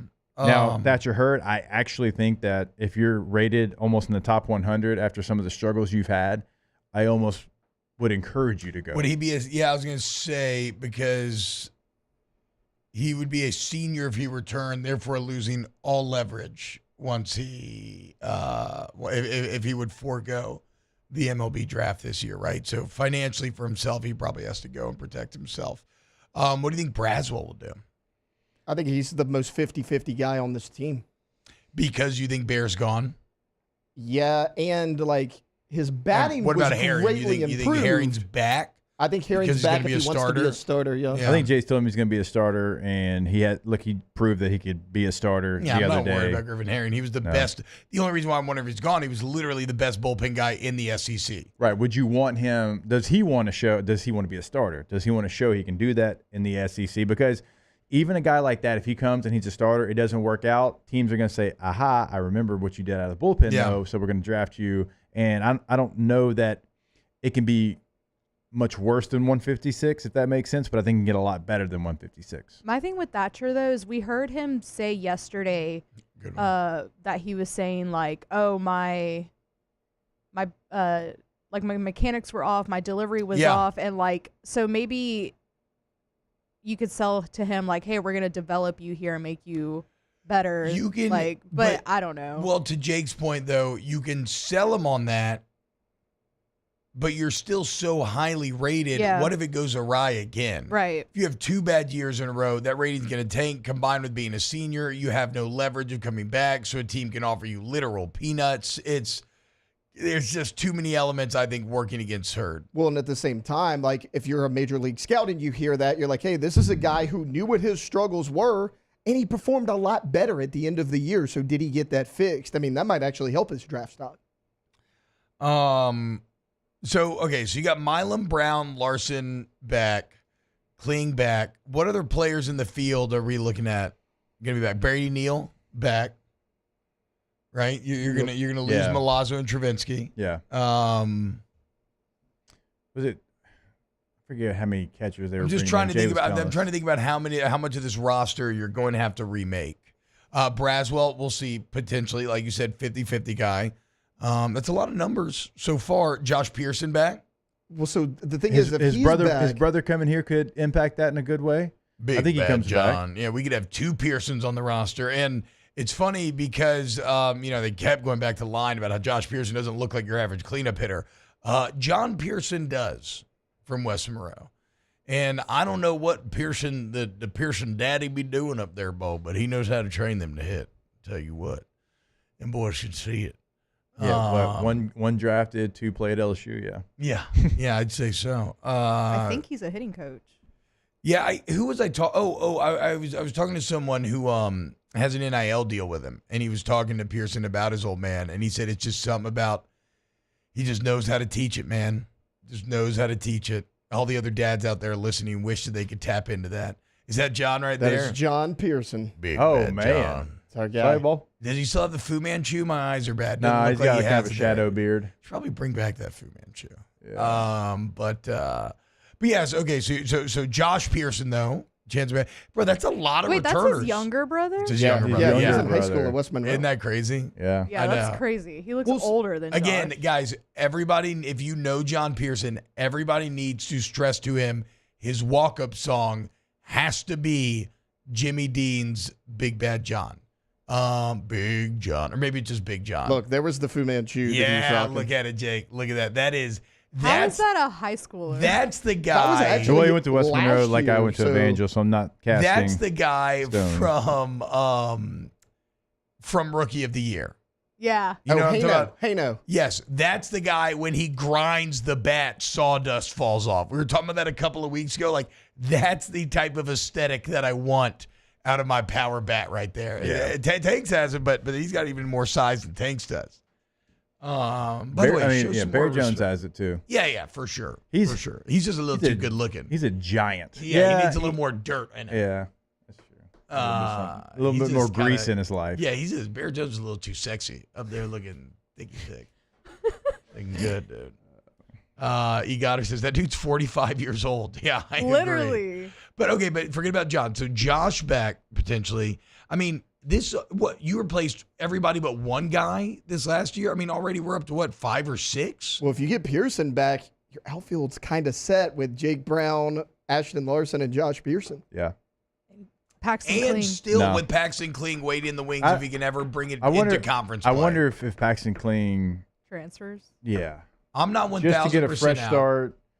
He's this highly rated guy that we've heard about, obviously, and we have not seen that in the box. Like we've seen it on the bases and in the field. I wonder if he goes somewhere else just to hit reset on his career. Maybe, but Jay Johnson believes in Paxton. I was about to say, I think Jay Jay definitely. Remember, Jay told us earlier this year when he was playing so well out of conference. You're seeing the birth of the next great LSU player. Like, if anybody can fix him, it's the development god, Jay Johnson. But he has had 2 years. If he could develop, that'd be huge. We were talking about it during break, right? Like, could Paxton Kling hit 240 in the 9-hole? Like, that's all I care about at this point offensively, because if he could start in the outfield. You feel so good about him at center. You feel great Could he about just, him. no, seriously, could he just not strike out? He's got wheels. It's not even the batting average. Yeah. Can you not strike out? Your base. biggest Yes. attribute is your speed. All right, put tough decisions on the defense when you put it into play. Mm-hmm. Like I've got to charge this ball, how I've got to get rid of it so fast, like all those things. He needs to go to the Alex Milazzo School of Hitting. Well, he needs to go somewhere. I'm saying just find those little cheap singles because he has power. And so, like you're saying, I think he just tries to rely on it too much. Yeah. Whereas, like you're saying, just put it in play and make it hard on the defense. Yes. Think about this, though. If Kling comes back and is somewhat effective at the plate, let's say Braswell goes, I still think you're in a good spot at the infield. You could move Milam to short if you needed. And Jay really liked Josh Pearson at second. The only reason he played in the outfield is because Milam, I think you still have Milam was Kucherov, great. too. Yeah, you Ryan do. Kucherak's there. Milam was great at second, and Kling struggled in the outfield, so they moved Pearson back. But, like, that's another option along with Kucherov and Milam. So, like, if he comes back and he's effective, that helps your entire lineup. You have an outfielder. Gavin Guidry get any Fry, run too. as a position player this fall? I think Does Jake Brown get on the mound last fall? Does Jake Brown get on the mound? I mean, you got a couple of guys that maybe can help you in different ways. Not saying they will, but Feels like you're really going to be relying on Guidry on the mound next year. No? Yeah. Like he you could do probably both. be your closer. That's true. I mean, we've seen plenty of players True. do both at a high level. It's probably tough to start your career like he did, expecting to play in the infield, and then they're like, no, actually, we're going to need you to be a reliever. Mm-hmm. And then for 2 years, that's what you've done. And I don't know how much work you've done in the middle infield. I'm just trying to think of the roster that you have does have some guys with some flexibility. Yeah. If you want to try to explore that. Who takes over at third? I think that's your biggest question. That's your transfer portal. Yeah. Go get the biggest name. Go find somebody. Go get Gallagher. Yeah, no UNC. kidding. Hey, No bud, doubt. you want to come switch Oh, locker is that rooms? it? Wait. He's a Was it freshman. Gallagher? Yeah. Gallagher Yeah, was he's a freshman. Yeah. Gallagher was the one constantly ruined tanks. Yeah. The guy who hit the double. Yeah. Yeah. I didn't even realize that. Yeah, and the guy that hit the walk-off against LIU in the first game they I'm played. trying so hard not to curse right now. I mean, you got options at first, though, right? I mean, Larson could play there. Ethan Fry could play there. I mean, whoever you want at first. Third's your biggest question mark. Mm-hmm. But still, talking it out, there's a lot coming back. We can look at it from a pitching perspective. That's kind of it from a field and hitting perspective. It's a lot more than you had last year coming back.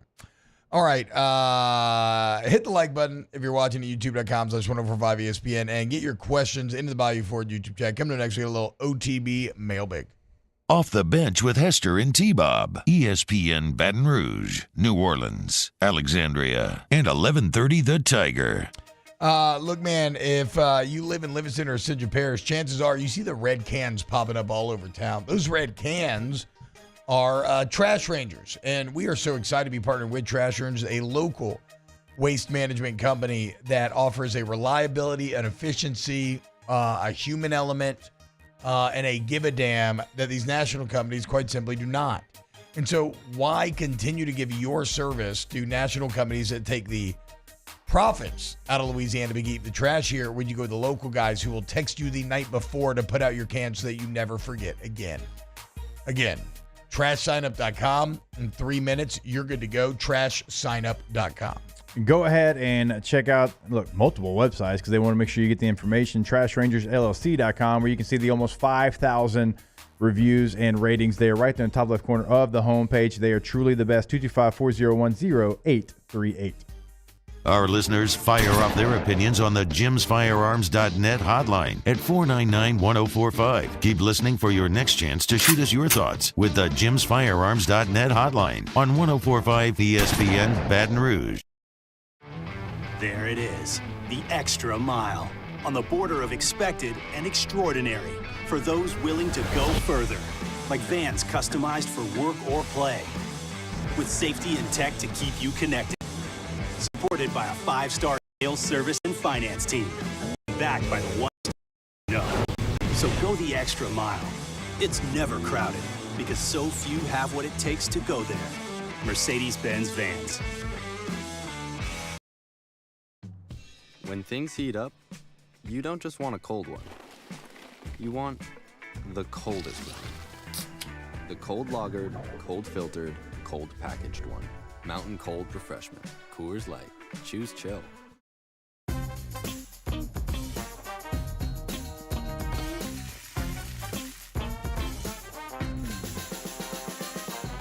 The best kept secret in town is out. Discover Tallulah at the Renaissance Hotel on Bluebonnet. Gulf Coast Bank and Trust is giving our customers the power to bank anywhere, anytime during this challenging event. And we're right there with you. Our mobile banking app is a smart way to manage your money and time. Gulf Coast Bank and Trust, the bank that cares about you.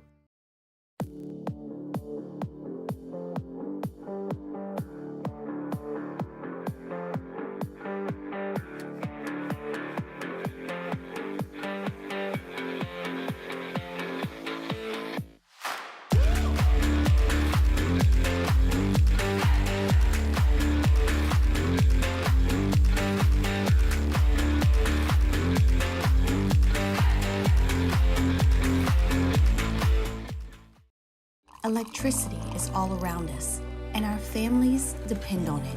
Every day is sparked by the power of a cold drink or a warm meal, a movie night, and a comforting light at the end of a dark hallway. From sunrise to sunset, playtime to bedtime, our team is ready to take care of your electrical needs. Even in the case of an after-hours emergency, the light in your life shines brighter with Mr. Electric. Hey, it's Matt Moscona. For years, you've heard me tell you about Insurance Network of Louisiana, helping you find better coverage for less money. But it's not just for your home and auto. They also offer commercial property. So, retail stores, professional offices like doctors, dentists, attorneys, clothing boutiques. Insurance Network of Louisiana can find you better coverage for less money. They service the entire state of Louisiana, and they're local. So call today at 293-0450 or lainsurance.net. Jerry and Benny Payne began Central Plumbing Company out of their driveway in Tanglewood Subdivision. 50 years later and 4 generations down. Join me for a Tuesday edition of the Hunt Palmer Show presented by Pluckers, who replaces Michael Thomas with the Saints. Full NBA Finals. No, we're not doing any of that. We're talking about the LSU baseball season. Still going on? Are they home for the summer? Hunt Palmer Show, 1 and 3 weekdays, 104.5 ESPN, Baton Rouge. Big John. Every morning at the mine you could see him arrive. He stood 6'6" and weighed 245, kind of broad at the shoulder and narrow at the hip. And everybody knew you didn't give no lip. All-Star Toyota presents Off the Bench with Hester and T-Bob. ESPN Baton Rouge, New Orleans, Alexandria, and 1130 The Tiger. Big John. Nobody seemed to know where John called home. He just drifted into town and stayed all alone. He didn't say much, he kind of quiet and shy. And if you spoke at all, you just said hi to Big John. Somebody said he came from New Orleans, where he got in a fight over a Cajun queen, and a crashing blow from a huge right hand sent a Louisiana fella to the promised land. Big John. Big John. Big John. Big Bad John. Ooh, I got goosebumps there. If he ends up being a beast. This is a Joey Hester special right here growing up. This gives I heard this song Sue a lot vibes. of times growing up. Turn it up. Everybody thought that they'd breathe their last, except John. Through the dust and the smoke of this man-made hell walked a giant of a man that the miners knew well, grabbed a sagging timber and gave out with a groan, and like a giant oak tree just stood there alone. Big John. Damn. Big John. Big John. Big Bad John. All right. Let's go, Pearson. No pressure. Yeah, if you come out with that song, you better be a badass. Yeah, that actually would Better be. mash. Yeah. That would be what, London? That'd be super cool. Oh, it'd be the best. Yeah. I mean, it'd be the most intimidating, most badass walk-up song possible if you end up being a beast. Yeah. If you're out there hitting bombs all the time. Especially because, like, Must smash. I mean, in the song, right? He helps everyone escape. His teammates. He mashes his way out. There's something. I mean, it's like it's kind of got that railroad feel musically, where you you're can driving hear it, the right? spike. You can hear the metal. Yes, that's Yeah, what yeah. I'm saying, and like that's exactly what hitting is. It's perfect. All right. That would be really cool to be able to have an opportunity at that level to play with your brother. I mean, it was cool for me just to play with my brother for a year in high school. When he was a senior, I was a freshman, you know. So, like, to have that opportunity I would be shocked if Pearson's not staying just because of that. Do you try to go straight into that as your walk-up song, or do you make yourself prove it to yourself that you can hang? I think game in college one, you roll before out there do with it. Yeah, you gotta go straight into it. Yeah, I guess the Give confidence. yourself the confidence. I was going to say yeah. the confidence that it takes to choose the song would speak to somebody who would already be really good. If you have that doubt in you, you probably don't deserve the big bad. Well, that's like when Saul Garza had that Johnny Cash song. I forgot God's Gonna about Cut Sal You Down. Garza. Yeah. Oh, what a name drop. I have My not heard in a Valley- long time. My Valley folk. But yeah. Well, of course I know him. He's me. Saul, right? Saul Garza, yeah. Yeah. He was he had that Johnny Cash song that was a cool walk-up song. Nookie says, memories of going fishing with my dad with this in the radio in the truck. Yeah, it's the good old school stuff, man. Tom's there. He says, the walk-up song's actually too risky if you get in a slump. I mean, hey, greatness isn't easy, dude. Yeah, but think about it. Who are you honestly going to play week 1 of the season? You're not going to start with an SEC team. You go up there against some Division II school and you bash a home run your first at bat with you're a legend. You're a legend. Big bad. They got to play it after a home run. I love how we're already crowning. But I mean, look, to be fair, though, it makes sense because the Pearsons have been great hitters. And he's maybe got the highest raw potential of them. So Did you see that Fu Manchu? yeah, I know. And it's not even that. It's kind of a thin Fu Manchu, but it's disgusting, and I love it. It's the fact that you have one as a high schooler. We couldn't have facial hair, man. We couldn't have it. People are so stupid. We would try to get away with the soul patch, like the smallest, thinnest soul patch you could for like a week. See if we get no. Do you even Sugar Ray? Exactly. School administrators? And so they come with that one blade Bic razor. Oh, God. And shout out my guy, Coach Bass, who actually just passed away. He was the best. He was like the disciplinarian guy.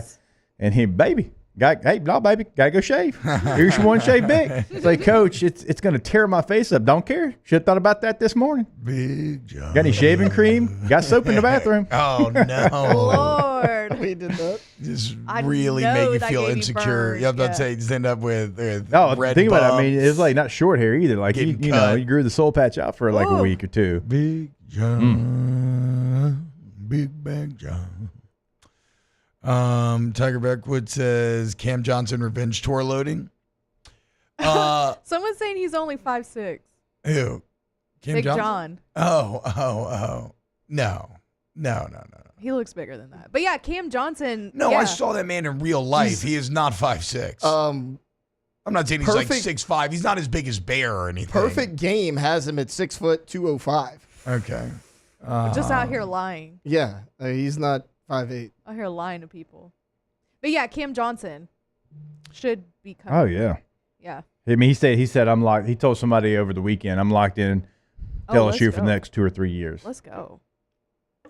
The Chase Shores is gone, right? After having recovered. Maybe. Baseball's just so different. Yeah, I mean, it is. It's really hard to. just getting drafted off Yeah. potential and what you did early in your career, like very small sample size. But again, like you now have the biggest opportunity that you've ever had in college baseball to get draft eligible players back. You had no leverage before. Yeah, And now with yeah, NIL, with pay for play, you've got a lot of leverage. Potential full scholarships being unlocked Yes. as I mean, well. that's going to change the game for college baseball programs like an LSU. So do you want to go take a chance and be a 6th round pick? Maybe go through the minors 4, 5, 6 years, or do you want to come back? You give me Herring and Shores, and then a young guy like Cam Johnson. Give me that. Yeah. Like Aiden Moffitt too. Yeah. And he came in was dealing the other night. Yeah. Kind of like that. God, you got to go get. You got to go get a big Ulloa? boy. You got to go get a big boy for the bullpen. Riley Cooper, Wait, Nate Gold says Gattenhausen. Shores is not draft eligible? That's not my understanding. I've always heard that he's draft eligible. My understanding is that he's old enough to be drafted. Yeah. Maybe double check on that Gulf South. And Kate Anderson.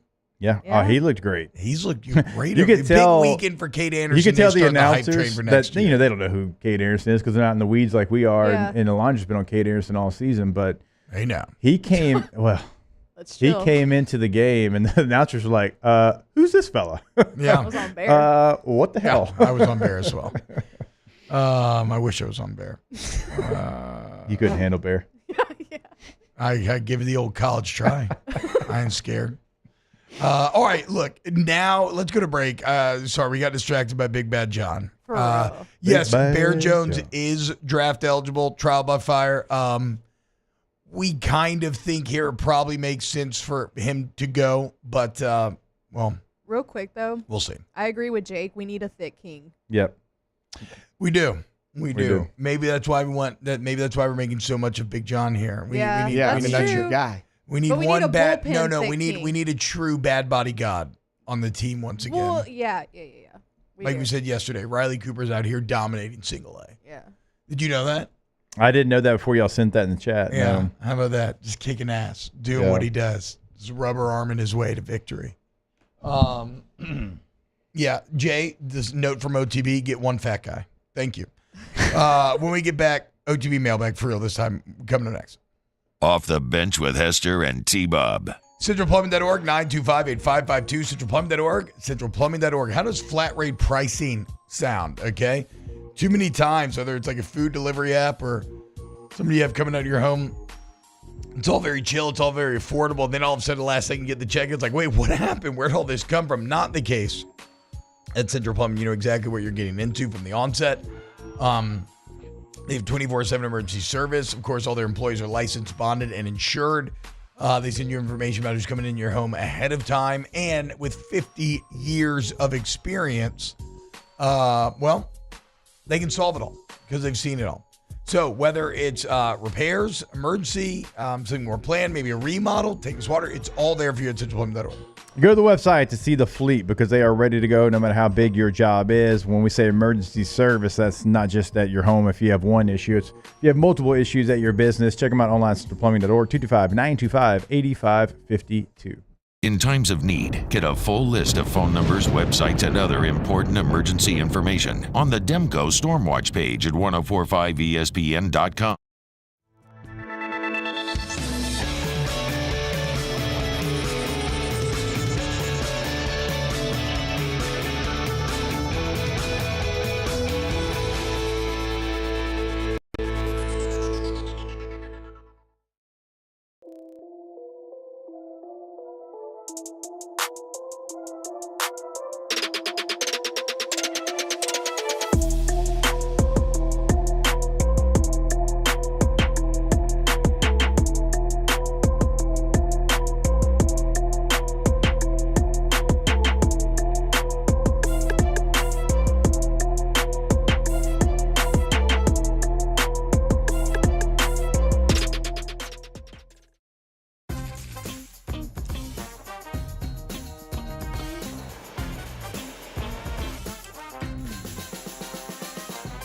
The best kept secret in town is out. Discover Tallulah at the Renaissance Hotel on Bluebonnet. When it comes to ending cancer, we push forward, always working together for you. That's why our cancer experts at Ochsner have clinically integrated with MD Anderson Cancer Center. This means advanced cancer care, including access to life-saving clinical trials and integrating care to treat the whole you. Introducing Ochsner MD Anderson Cancer Center. Long live you. Breck teamed up to reimagine your parks, and you imagined big. With your help, we went to work, creating 12 beautiful community parks across the parish. A family-sized water park, miles and miles of trails, and parks just for your dogs. There are more places to splash, to explore, to run wild, and even soar. You imagined, we delivered gold. Breck, your #1 park system in the nation. Electricity is all around us, and our families depend on it. Every day is sparked by the power of a cold drink or a warm meal, a movie night, and a comforting light at the end of a dark hallway.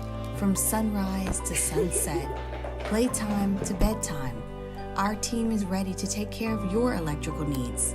Even in the case of an after-hours emergency, the light in your life shines brighter with Mr. Electric.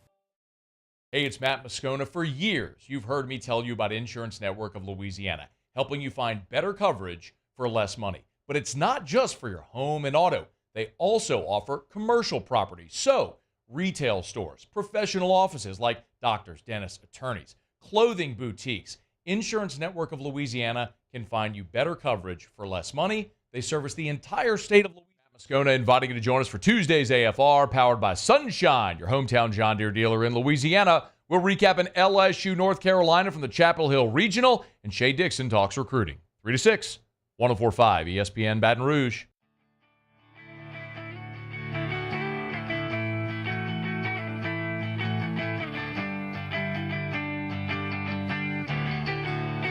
All-Star Toyota presents Off the Bench with Hester and T-Bob. ESPN Baton Rouge, New Orleans, Alexandria, and 1130 The Tiger.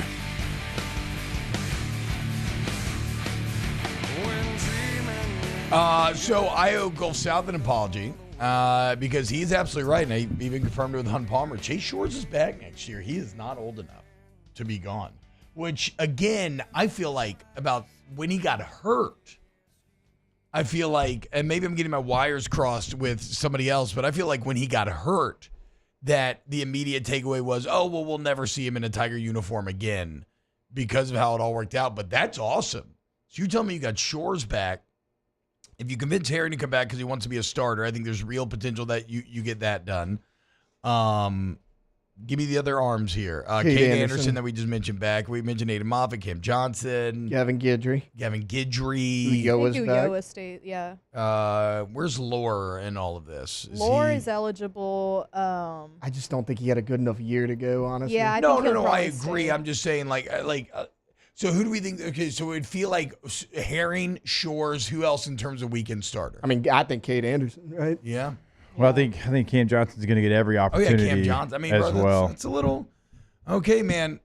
That's a little frisky. So, I mean, Justin Lore he's a junior, so he would have the ability, and I cannot imagine that he would put his name in the MLB Shores draft. did not transfer from UCLA, Thomas. No, that was Thatcher Hurd. Yeah. Engage jump. Engage. But, oh, no, I forgot what I was going to say, actually. Okay, well, let's go ahead quickly. and dive into some. Oh, yeah. Chase Shores yesterday had said that if they made it to Omaha, he would have been available to pitch in Omaha. Yeah, I know. Yeah, Jay mentioned it at the beginning of the year because they asked him, they said, is Shores available at all? And he said, it depends on how the season goes. I know. Before we get too distracted, let's do some OTB mailbag. Special delivery! I have this special delivery for off the bench. And look, it is marked most urgent. We'll be writing to you. The internet. What the is the internet?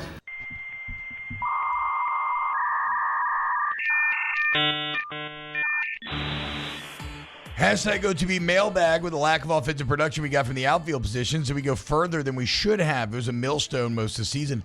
I would say with the lack of a few things, right? There's that. Really just a lack of a Game 3 offense all season long when it came to these weekend series.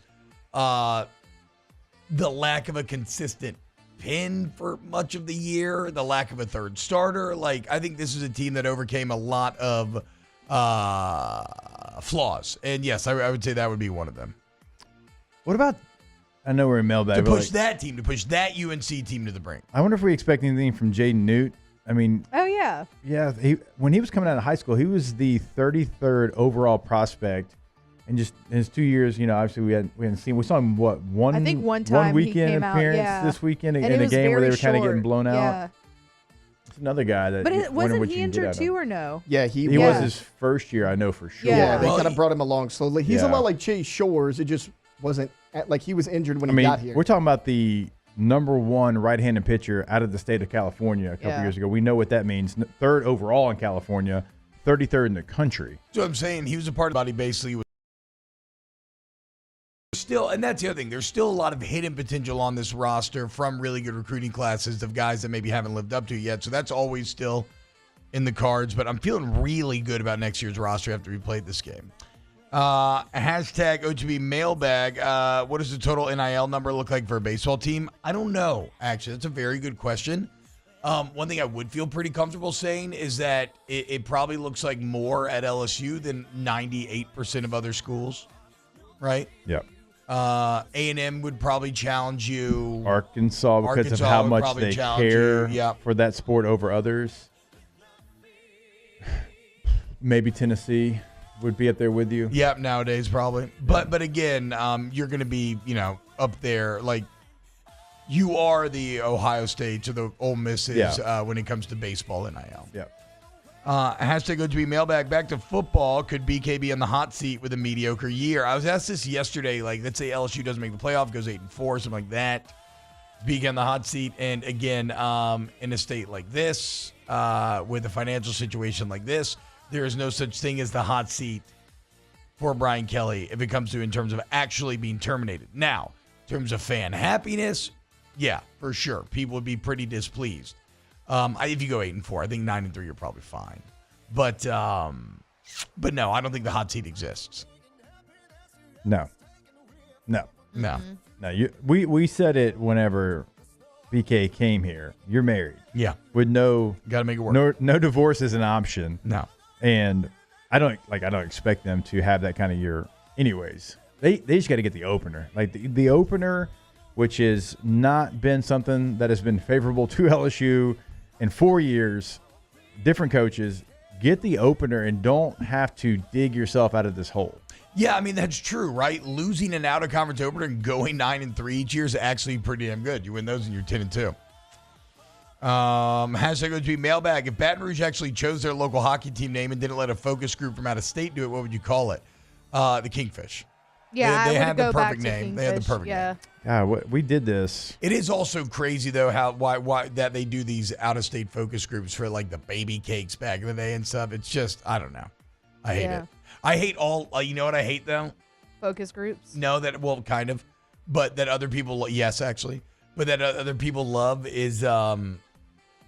I hate stupid minor league names and mascots. I do Really? too. I don't care about I their do too. hats. I don't care about their jerseys. I am an old man Yeah. and I hate it. Dang. I do So too. You don't like your, the flying chanclas keep, from no, San Antonio? keep your hot dog jackrabbits and get out of my Your face. trash Dang. pandas. Yeah. I don't either. I know. That's no fun. I know. I like to have a connection to the city. It's soulless. Yeah. It's soulless and corporate. That's fair. And let's just see if we can make money by selling a funny logo. Well, I think the San Antonio one is in connection with its city. So I grew up. Yeah, it sounded. What is it? Flying chanclas. I don't know But what that a one's chancla is, silly. but that's- yeah. That one's silly. It's really the missions, but like they'll have like a flying chancla night, which is like sandal, like a flip flop. And you know how they say like Mexican moms. hit you with Yeah. I mean, look again though, but Go that get the has chancla. local flair, Yeah. cultural flair. Yeah. It's not anteaters or something. Look, Although I like an anteater tongue. We had the Shreveport Captains when I was growing up. They were a AA affiliate of the San Francisco Giants. Ooh. And it made sense. The Captains, you're on Yeah. the Red River, and, that's how the city was founded. Yeah. And the Shreveport Captains made a lot of sense. They tried to change the name, and they changed it to Swamp Dragons. Ooh. The Shreveport Swamp I Dragons. don't like that. Threw up in my And mouth. when they changed the name, the team was in Frisco in 2 years. What? And it had been in Shreveport for decades. Yeah. That's like too much pandering, I feel like. That's terrible. Hashtag Swamp OTB Dragons. Mailbag. It's definitely pandering. Can we get a hat tip to Michael Braswell Jr.? He was Yep. an absolute grinder all season. Hester level grit. Shout out Michael Braswell. No doubt. And he got a lot of crap at the beginning of the season. Did not know what to expect looking at his career at South Carolina, and certainly was a pleasant surprise on this team. Where'd we land on if we think he comes back or not? I think 50-50, right? Yeah.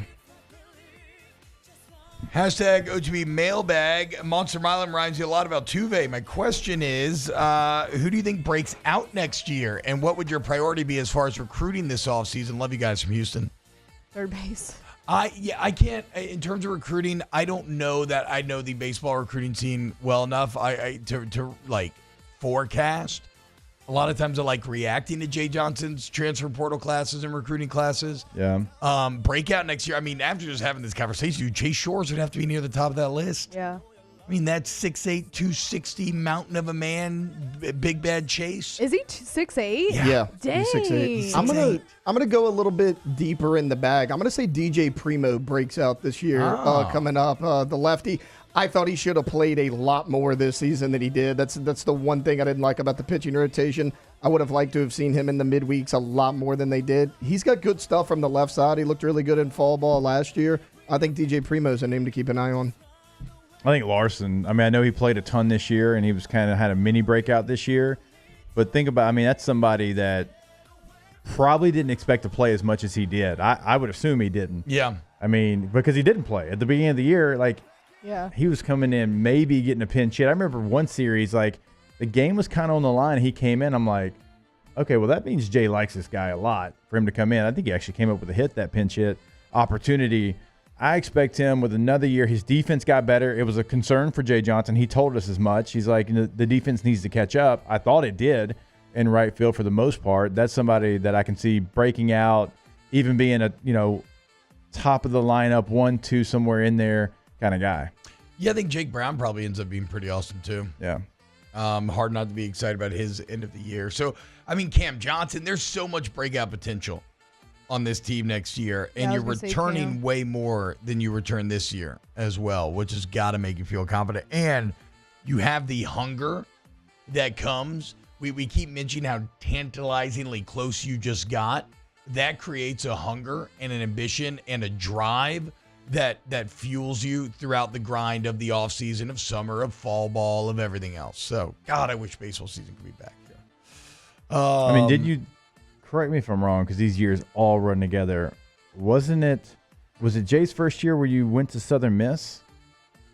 Yeah. That's correct, right? Was. Yeah, went to Southern Miss and kind of lost in the regional final. Regional. Yeah. In the second year, we know what happened. All right, when we get back, thank you for the questions. When we get back, let's close out hour number 2 of OTB. Okay, wait, sorry. Give us some tier list ideas. I have a document, but I want good ideas only for what our first summer tier list should be this Friday. Keep a lot more to be coming up next. Off the Bench with Hester and T-Bob. K to Z window coverings, KTOZblinds.com, KTOZblinds.com. You want window coverings that wow. You want K to Z, and the thing about the correct window coverings is it's aesthetic and it's functional, and it just brings everything together. It brings your home to the next level, and it saves you money, Jake. Like all of a sudden, if you have the correct window coverings, it's not just light control, making the room look good. It's also temperature control. All of a sudden, you're not spending as much on AC because not as much light is in your house. Or you're like Jake, you got the outdoor window coverings now that drop down and control the temperature. So get the impact goes much deeper than you think. Have Brandon Barton out to your home today, KTC window coverings. Think how much you're saving when you have an outdoor screen, and when you shut the outdoor screen, how much you save on your air conditioning bill because it completely changes the temperature of the room. That can be you, K2ZBlinds.com. Our listeners fire off their opinions on the jimsfirearms.net hotline at 499-1045. Keep listening for your next chance to shoot us your thoughts with the jimsfirearms.net hotline on 1045 ESPN Baton Rouge. There it is, the extra mile, on the border of expected and extraordinary for those willing to go further, like vans customized for work or play, with safety and tech to keep you connected. Supported by a 5-star sales, service, and finance team, and backed by the 1-star you know. So go the extra mile. It's never crowded because so few have what it takes to go there. Mercedes-Benz Vans.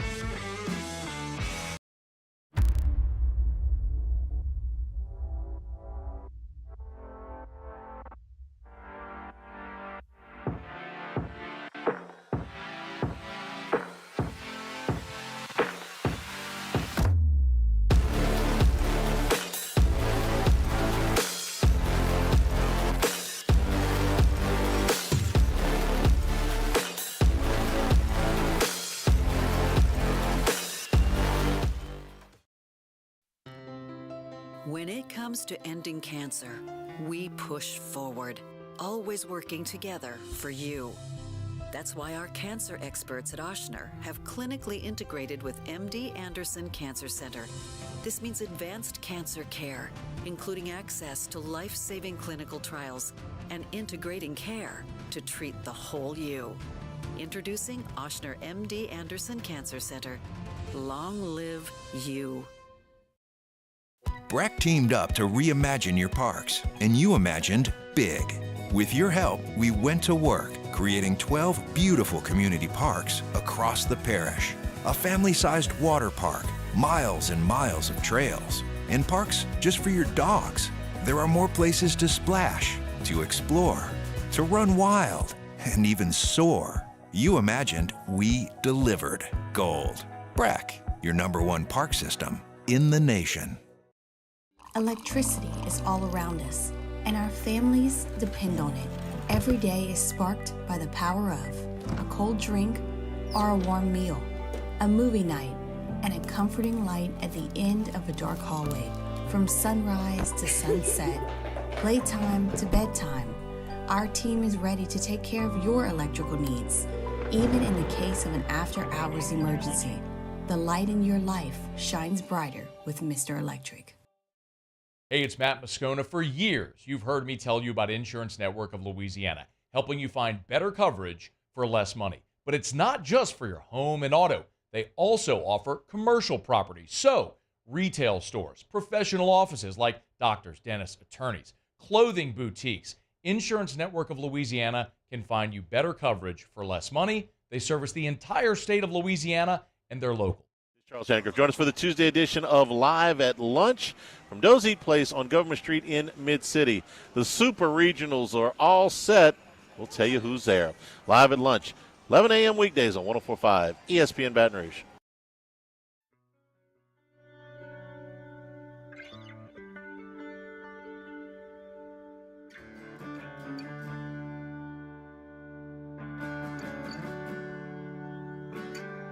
All-Star Toyota presents Off the Bench with Hester and T-Bob. ESPN Baton Rouge, New Orleans, Alexandria, and 1130 The Tiger.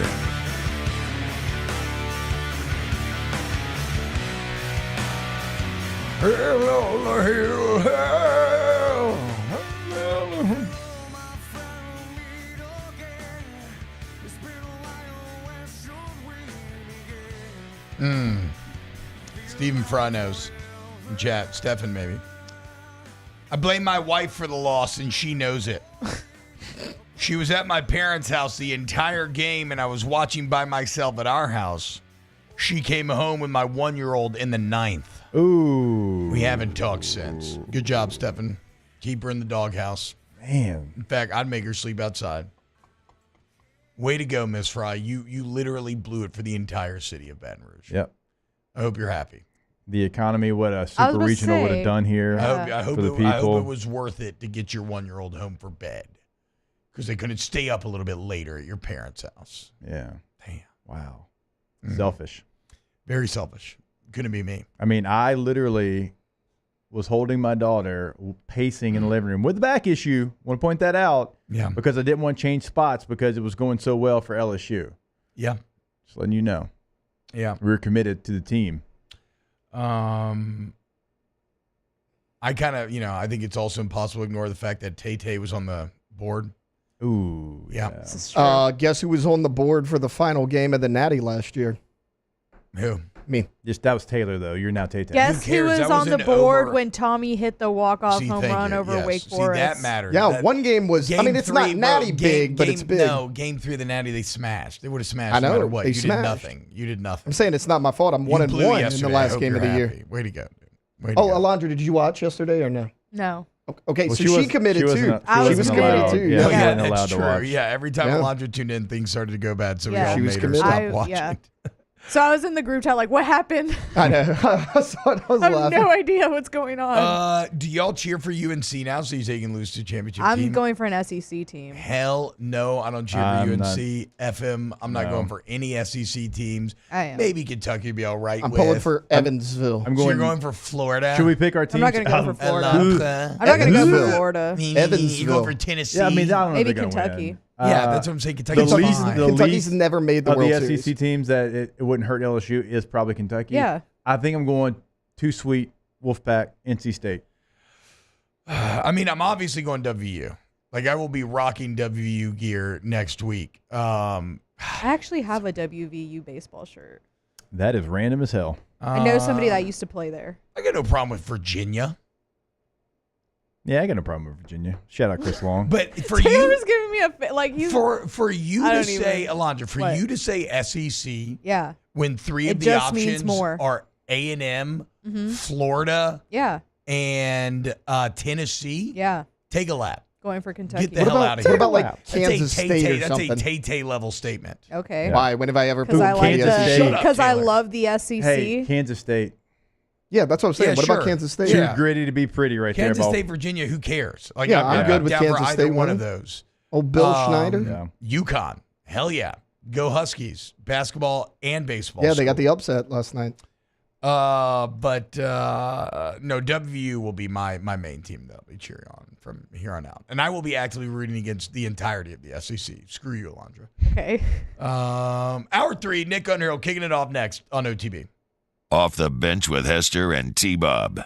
RejuveMeMedical.com. Restore me, refuel me, rejuve me.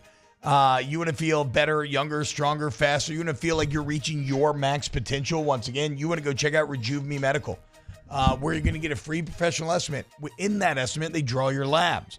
So your body gives them the information telling you, where you're deficient, where you're strong, and they customize a plan based off that. So maybe it's HRT, maybe it's not. The point is, what it is Rejuve Me. RejuveMeMedical.com.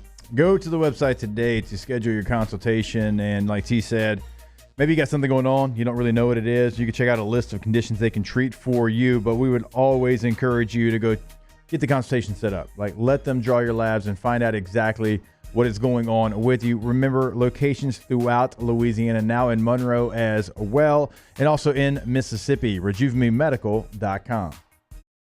Elevate brand visibility, ignite customer engagement with the power of radio and digital advertising combined. Guarantee Digital Media brings the two together as a trusted media partner in Louisiana for nearly a century. Claim your free digital audit at guaranteemedia.com. Gulf Coast Bank and Trust is giving our customers the power to bank anywhere, anytime during this challenging event. And we're right there with you. Our mobile banking app is a smart way to manage your money and time. Gulf Coast Bank and Trust, the bank that cares about you. When things heat up, you don't just want a cold one. You want the coldest one. The cold lagered, cold filtered, cold packaged one. Mountain Cold Refreshment. Coors Light. Choose chill. Bayou Chrysler Dodge Jeep Ram is taking $11,000 off the new 23 Dodge Charger. We're open for business in our beautiful new showroom and taking $11,000 off the powerful new Charger. All new Bayou vehicles come with a 1 million mile warranty. The crew at Bayou Automotive is going to do right by you. Jerry and Benny Payne began Central Plumbing Company out of their driveway in Tanglewood Subdivision. 50 years later and 4 generations down the road, we continue to serve Baton Rouge and the surrounding areas for all of their plumbing needs. Residential, commercial, industrial, or hospitality, Central Plumbing is here 24/7, 365. We want to thank our customers, family, and friends for 50 years of success. And looking forward to 50 more. I've been doing business with Luba for 25 years. They're dependable, trustworthy. It's just the attention to detail with our clients. Our folks have years and years of experience. They're highly trained professionals, but many companies have that asset. What I'd like to think makes Luba a bit different is that we use those talents in a way that truly is dedicated to serving the needs of the folks who depend on us. When it comes to ending cancer, we push forward, always working together for you. That's why our cancer experts at Ochsner have clinically integrated with MD Anderson Cancer Center. This means advanced cancer care, including access to life-saving clinical trials and integrating care to treat the whole you. Introducing Ochsner MD Anderson Cancer Center. Long live you. Breck teamed up to reimagine your parks, and you imagined big. With your help, we went to work, creating 12 beautiful community parks across the parish. A family-sized water park, miles and miles of trails, and parks just for your dogs. There are more places to splash, to explore, to run wild, and even soar. You imagined, we delivered. Gold. Brack, your #1 park system in the nation.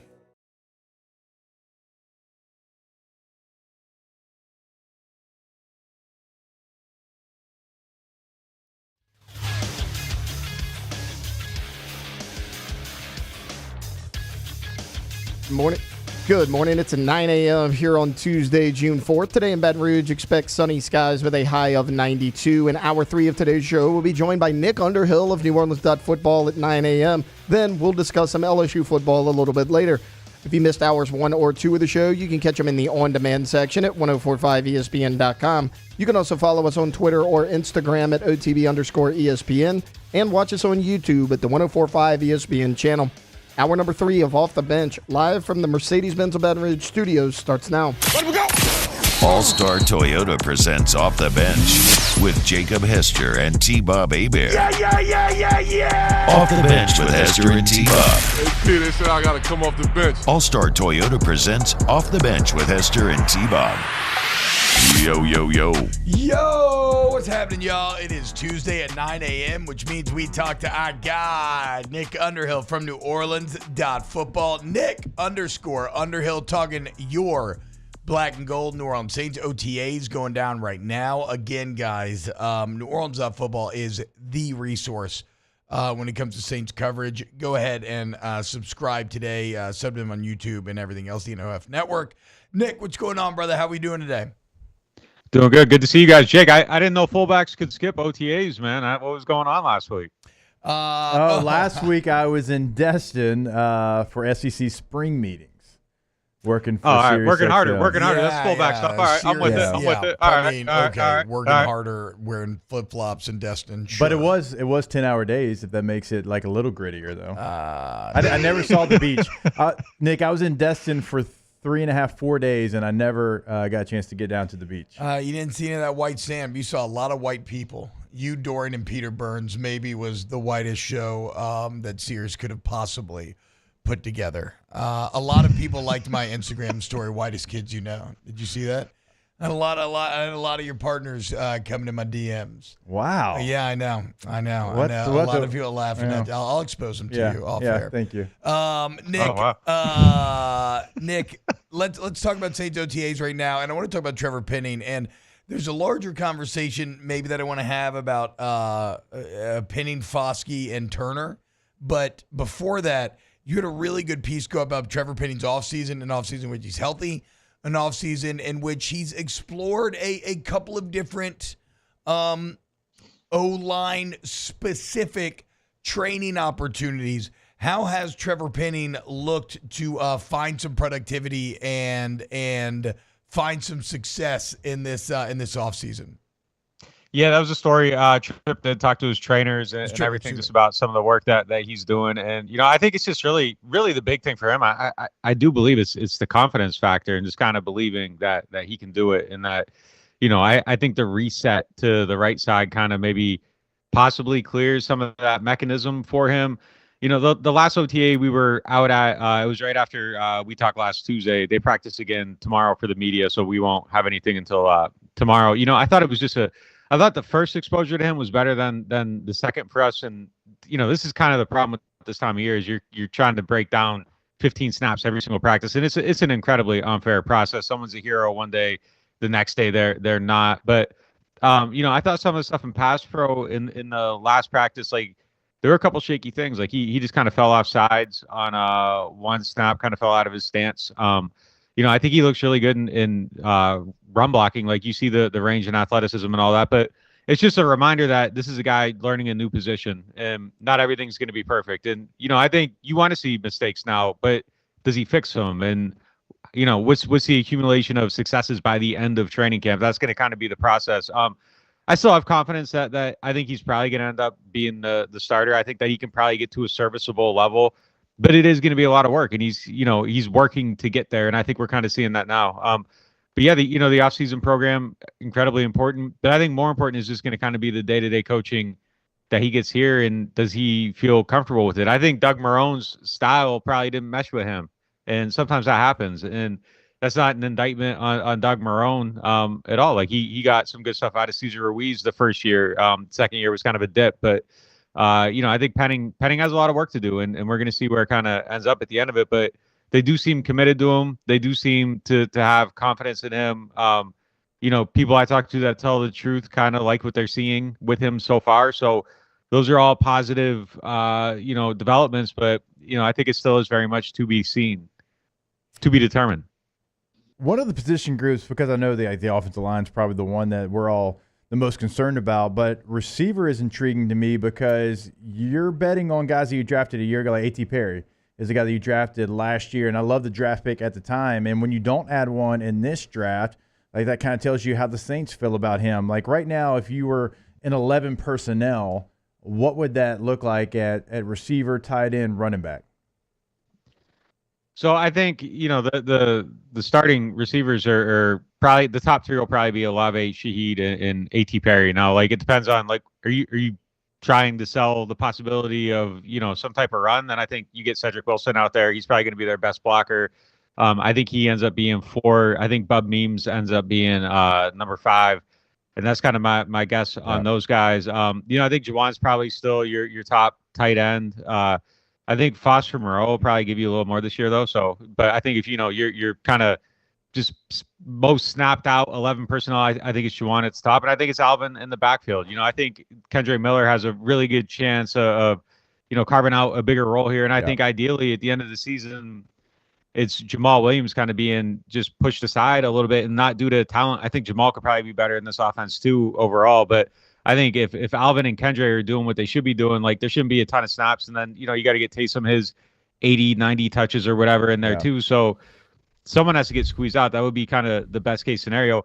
I do think that they struck out at wide receiver this offseason, though. I don't know that the lack of adding somebody was based on confidence. Like, I had heard it was high on their list, and that they just didn't kind of materialize to where they could get one.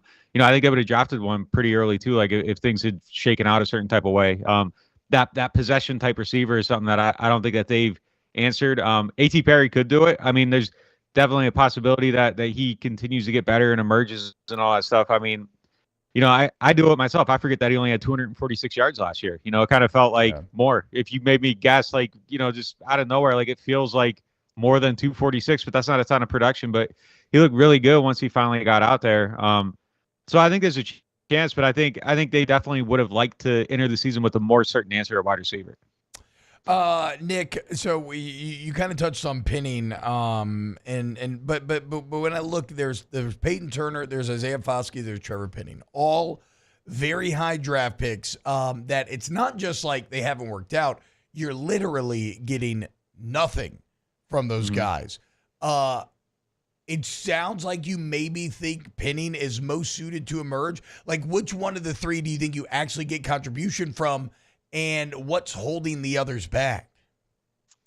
Well, I mean, Peyton Turner it's health every single year. It's health. It's not so much development with him. It's just like he can't stay healthy and get on the field, which is it's a shame because like I really think that he could be solid. Like I think he could be a solid contributor at some point. Foskey, I think, still has to develop.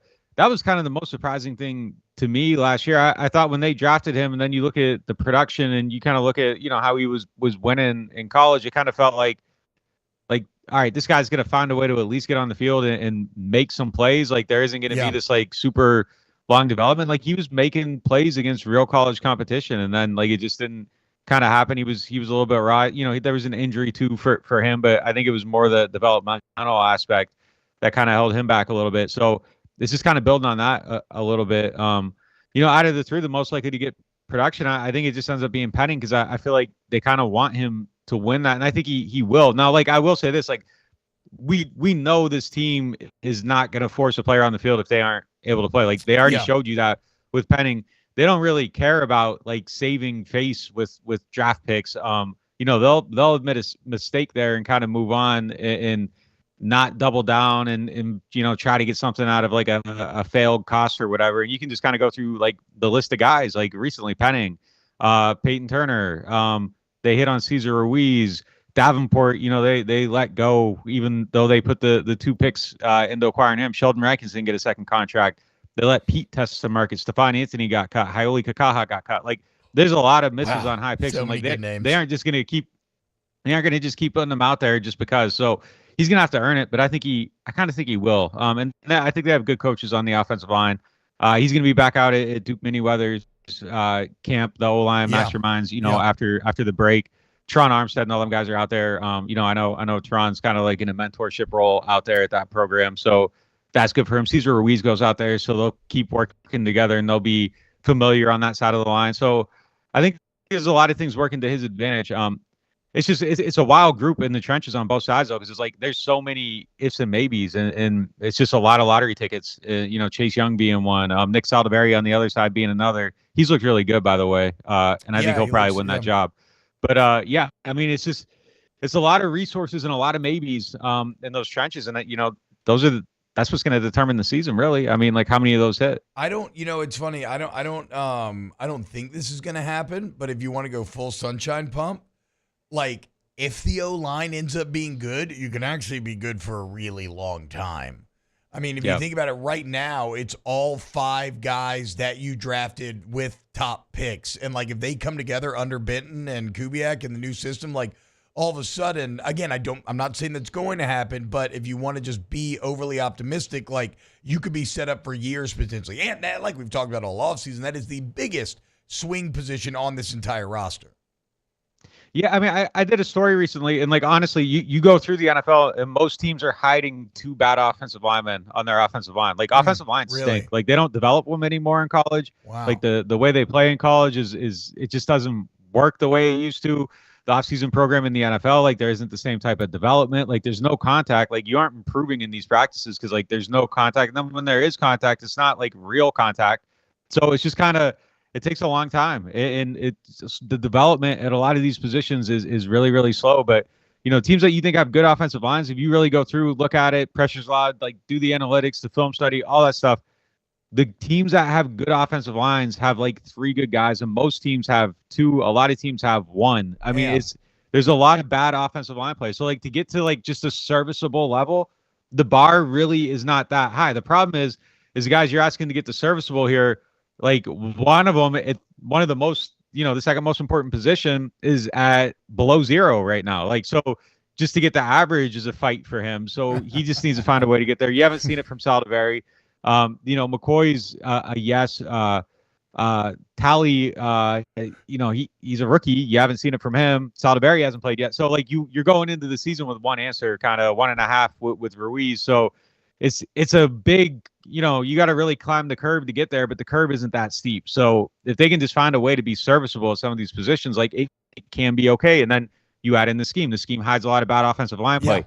Like, the 49ers have a good tackle. The rest of their line's kind of mid. Like, really? And, they hide it really, really well with the scheme and the play action and just kind of the way they play. And if you isolate play action away from it and then start looking at time to throw on actual dropbacks, they're below 2 seconds on average. Like, if you can play like that and then your longer developing plays are play action, you can hide a lot of bad line play. And that's what the system kind of does. So I like it for the players they have, but at some point you do have to block on a 5 or 7 step drop. And that's where we're going to kind of find out. Hey, I want to go to the other side of the ball real quick. Kool-Aid McKinstry, obviously somebody that the Saints love. They trade up for him. They draft him, even though they had, players at a similar position that they really like as well. What maybe did the plan look like here early on for Kool-Aid? So he's still rehabbing that foot fracture. He's been out at practice, just kind of watching a little bit. I think we saw him, like, it was really far away, and even through the binoculars, like, looked tiny, but it looked like he was riding a bike during the last practice. Yeah. I think the idea for him is him and Alante are going to compete in the slot, and that's going to kind of be the big battle of the summer. And I think Alante has all the upside in the world. It's just kind of putting it together. And, I think one of the things for him is if he just kind of embraces being a slot corner, and I think it took him until about week 8, week 9 last year to kind of buy into the identity. He kind of talked openly about it and his struggles just kind of with adjusting the position, thinking about it. You got to study different and train different, and your whole perspective has to be like, I'm going to be the best slot corner, and not like I'm a guy who will be better on the outside, but I'm in the slot. That's probably true with him anyhow, but I think you do have to kind of have that buy-in. If he has that buy-in, I think he can ward off all comers. Last year at this time, it was kind of the same conversation with Taylor and Adebo, and I thought Taylor was going to win the outside job, and Adebo shows up, plays great, battles him off. Like, it could be the same thing. Like Kool-Aid, you kind of expect him to be on the field, traded up for him, second-round pick, looked amazing at Alabama. You kind of expect him to win the job, but I mean, I'm not writing anyone off quite yet. I kind of learned my lesson last year, but I think Kool-Aid's someone that could maybe, in your dime package play some safety snaps too. Like, he kind of has that ability. So I think there's different ways for him to get on the field. That's going to be a good battle. I think that's going to kind of be like the highlight of the whole summer, is those two kind of going back and forth at it. And I'm excited to see how it shakes out. I mean, the talent at cornerback is kind of crazy if they get everybody in and everybody buys in and everybody wants to be here. Like, that's arguably, like, I don't know, probably like a top 5 cornerback group in the NFL. I mean, it has to be. It has to be. Like, there are just a lot of really good players in that room. Nick_Underhill on Twitter. New Orleans Football is the website. Go sign up today. Again, I've been a proud subscriber for years. Him and Mike Triplett and the team over there do such incredible work, y'all. So make sure to go check it out and sign up today. Thank you so much, Nick. Yeah, guys, take it easy. You take it easy as well. Courtland Jacob says, I've never been more disinterested in the Saints. Feel bad about it, but I just don't see it well. I don't see it going well until we have a new coach in QB. I have more faith in Brooks. I had more faith in Brooks. I'm an Aaron Brooks. That's probably a step too far, maybe. No? Aaron Brooks does throw a better backwards pass than Derek Carr, confirmed. Though. But not as good of a backwards pass as Max Johnson. Yeah, true, because his backwards pass was forward as well. Yeah, so, exactly. Yeah, think about that. I think that I understand that sentiment, certainly, Courtland. I think, though, that the older I get, I don't want to ever waste a football season. You know what I'm saying? Am I excited? No. But this is going to be, you only got so many of these things left. And so you might as well try to force, just inject yourself like a turkey baster full of butter and garlic. Just inject your belly with some excitement for this football season and hope for the best. I mean, if you want to, again, I don't think this is likely. I think the Saints are probably 7-10. But if you want to be bullish, you can look at the last 6 games of last year. You can look at the complete offensive rebuild. Maybe look at some young potential on the line if those guys come through. Hope that a couple things break your way. Like, it's not outside of the realm of possibility that you're frisky. I don't think you're championship good, but like the path to at least being fun or relevant isn't that crazy, even if I don't think it's that likely. But I'm not just going to completely I'm not going to completely check out on a year just because I won't. Because like I said, football comes around once a year, and that's all you get. It's kind of a weird year, though, for both LSU and the Saints in terms of expectation, right? Kind of middling on both fronts. Yeah, Saints is much lower than LSU. I think. Yeah. LSU but kind of relative. They're kind of relatively similar, no? Or no? I guess because the Saints would be in like the bottom half. Yeah, I think the Saints would be in the bottom. Yeah, 22 through 30. I mean, 30. That bad? They do have the least amount of bets of any team in the NFL to win the Super Bowl. Yeah.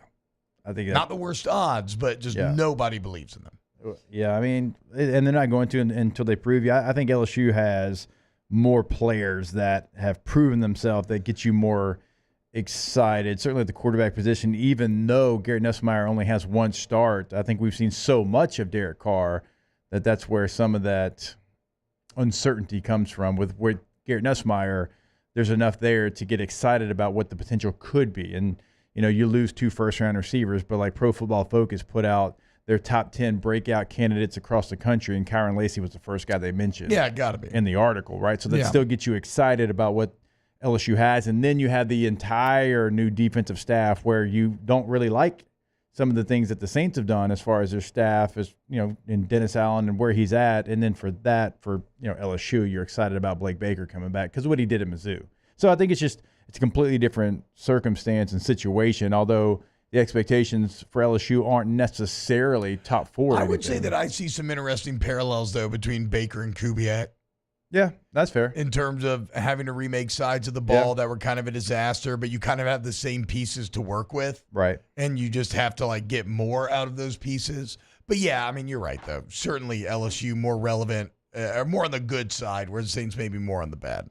All right, when we get back, more OTB. Keep it locked right here on 104.5 ESPN. Off the Bench with Hester and T-Bob. ESPN Baton Rouge, New Orleans, Alexandria, and 1130 The Tiger. Oh, look at Mac Jones. Why do I keep seeing this? Oh, it's a white guy dancing. That is kind of funny, actually. Community Steel Company, communitysteelco.com, communitysteelco.com. You need steel, okay? Be it metal buildings, roofing, sheet metal, trim, purlin, tube, and any steel accessories. You want to go to Community Steel where they manufacture the products right there on site. That's right. They are local, okay? They're not just reselling it. No, they buy steel from the wholesaler. They make the products. You can see it, touch it, feel it. Before you buy it, you can get to know the live and local sales team, form relationships with them. They can better serve your needs, whether it be personal or business. Look, the point is, if you need steel, you need Community Steel. And you can go check them out today. They've already been open for almost 2.5 hours. It's one of the best selling points that we can give you because they are ready for you. They're waiting on you to come help any of your steel needs. Go see them in Gonzales, Louisiana. Find that address at communitysteelco.com. In times of need, get a full list of phone numbers, websites, and other important emergency information on the Demco Stormwatch page at 1045ESPN.com. The Windsor Senior Living Community in Mandeville, Louisiana is a beautiful, vibrant apartment community geared towards seniors. They are nestled right in the heart of Mandeville, where seniors live a more carefree lifestyle in spacious apartments with the peace of mind that comes from having a little extra help. Call the Windsor at 985-624-8040 to schedule a lunch and tour. Come see how the Windsor can be your passport to peace of mind. Electricity is all around us, and our families depend on it. Every day is sparked by the power of a cold drink or a warm meal, a movie night, and a comforting light at the end of a dark hallway. From sunrise to sunset, playtime to bedtime, our team is ready to take care of your electrical needs. Even in the case of an after-hours emergency, the light in your life shines brighter with Mr. Electric. Hey, it's Matt Moscona. For years, you've heard me tell you about Insurance Network of Louisiana, helping you find better coverage for less money. But it's not just for your home and auto. They also offer commercial property. So, retail stores, professional offices like doctors, dentists, attorneys, clothing boutiques. Insurance Network of Louisiana can find you better coverage for less money. They service the entire state of Louisiana, and they're local. So call today at 293-0450 or lainsurance.net. There it is, the extra mile, on the border of expected and extraordinary, for those willing to go further, like vans customized for work or play, with safety and tech to keep you connected, supported by a 5-star sales, service, and finance team, and backed by the 1-star you know. So go the extra mile. It's never crowded, because so few have what it takes to go there. Mercedes-Benz Vans. Jerry and Benny Payne began Central Plumbing Company out of their driveway in Tanglewood Subdivision. 50 years later and 4 generations down the road, we continue to serve Baton Rouge and the surrounding areas for all of their plumbing needs. Residential, commercial, industrial, or hospitality, Central Plumbing is here 24/7. We want to thank our customers, family, and friends for 50 years of success. And looking forward to 50 more. I've been doing business with Luba for 25 years. They're dependable, trustworthy. It's just the attention to detail with our clients. Our folks have years and years of experience. They're highly trained professionals, but many companies have that asset. What I'd like to think makes Luba a bit different is that we use those talents in a way that truly is dedicated to. Join me for a Tuesday edition of the Hunt Palmer Show presented by Pluckers. Who replaces Michael Thomas with the Saints? Full NBA Finals. No, we're not doing any of that. We're talking about the LSU baseball season. Still going on? Are they home for the summer? Hunt Palmer Show 1 and 3 weekdays. 104.5 ESPN, Baton Rouge. Never made it as a wise man. I couldn't cut it as a poor man stealing. Tired of living like a blind man. I'm sick aside without a sense of feeling. And this is how you remind me.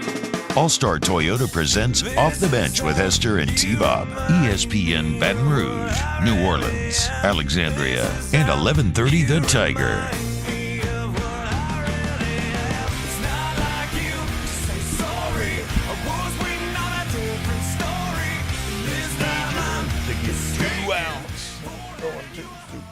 Regional.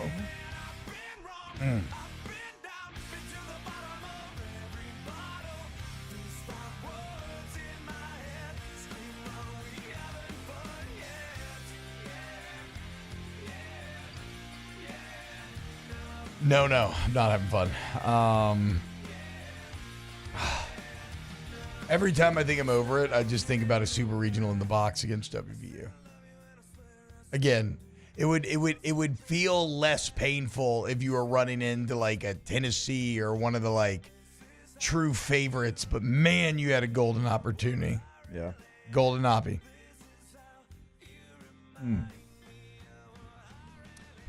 Oh well.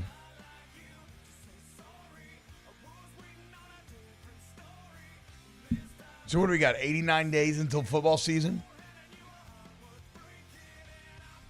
Yep. How many days till baseball? I don't know what. 300? 200 and some change, probably. 200 and some change. Because, I mean, it starts in February. So.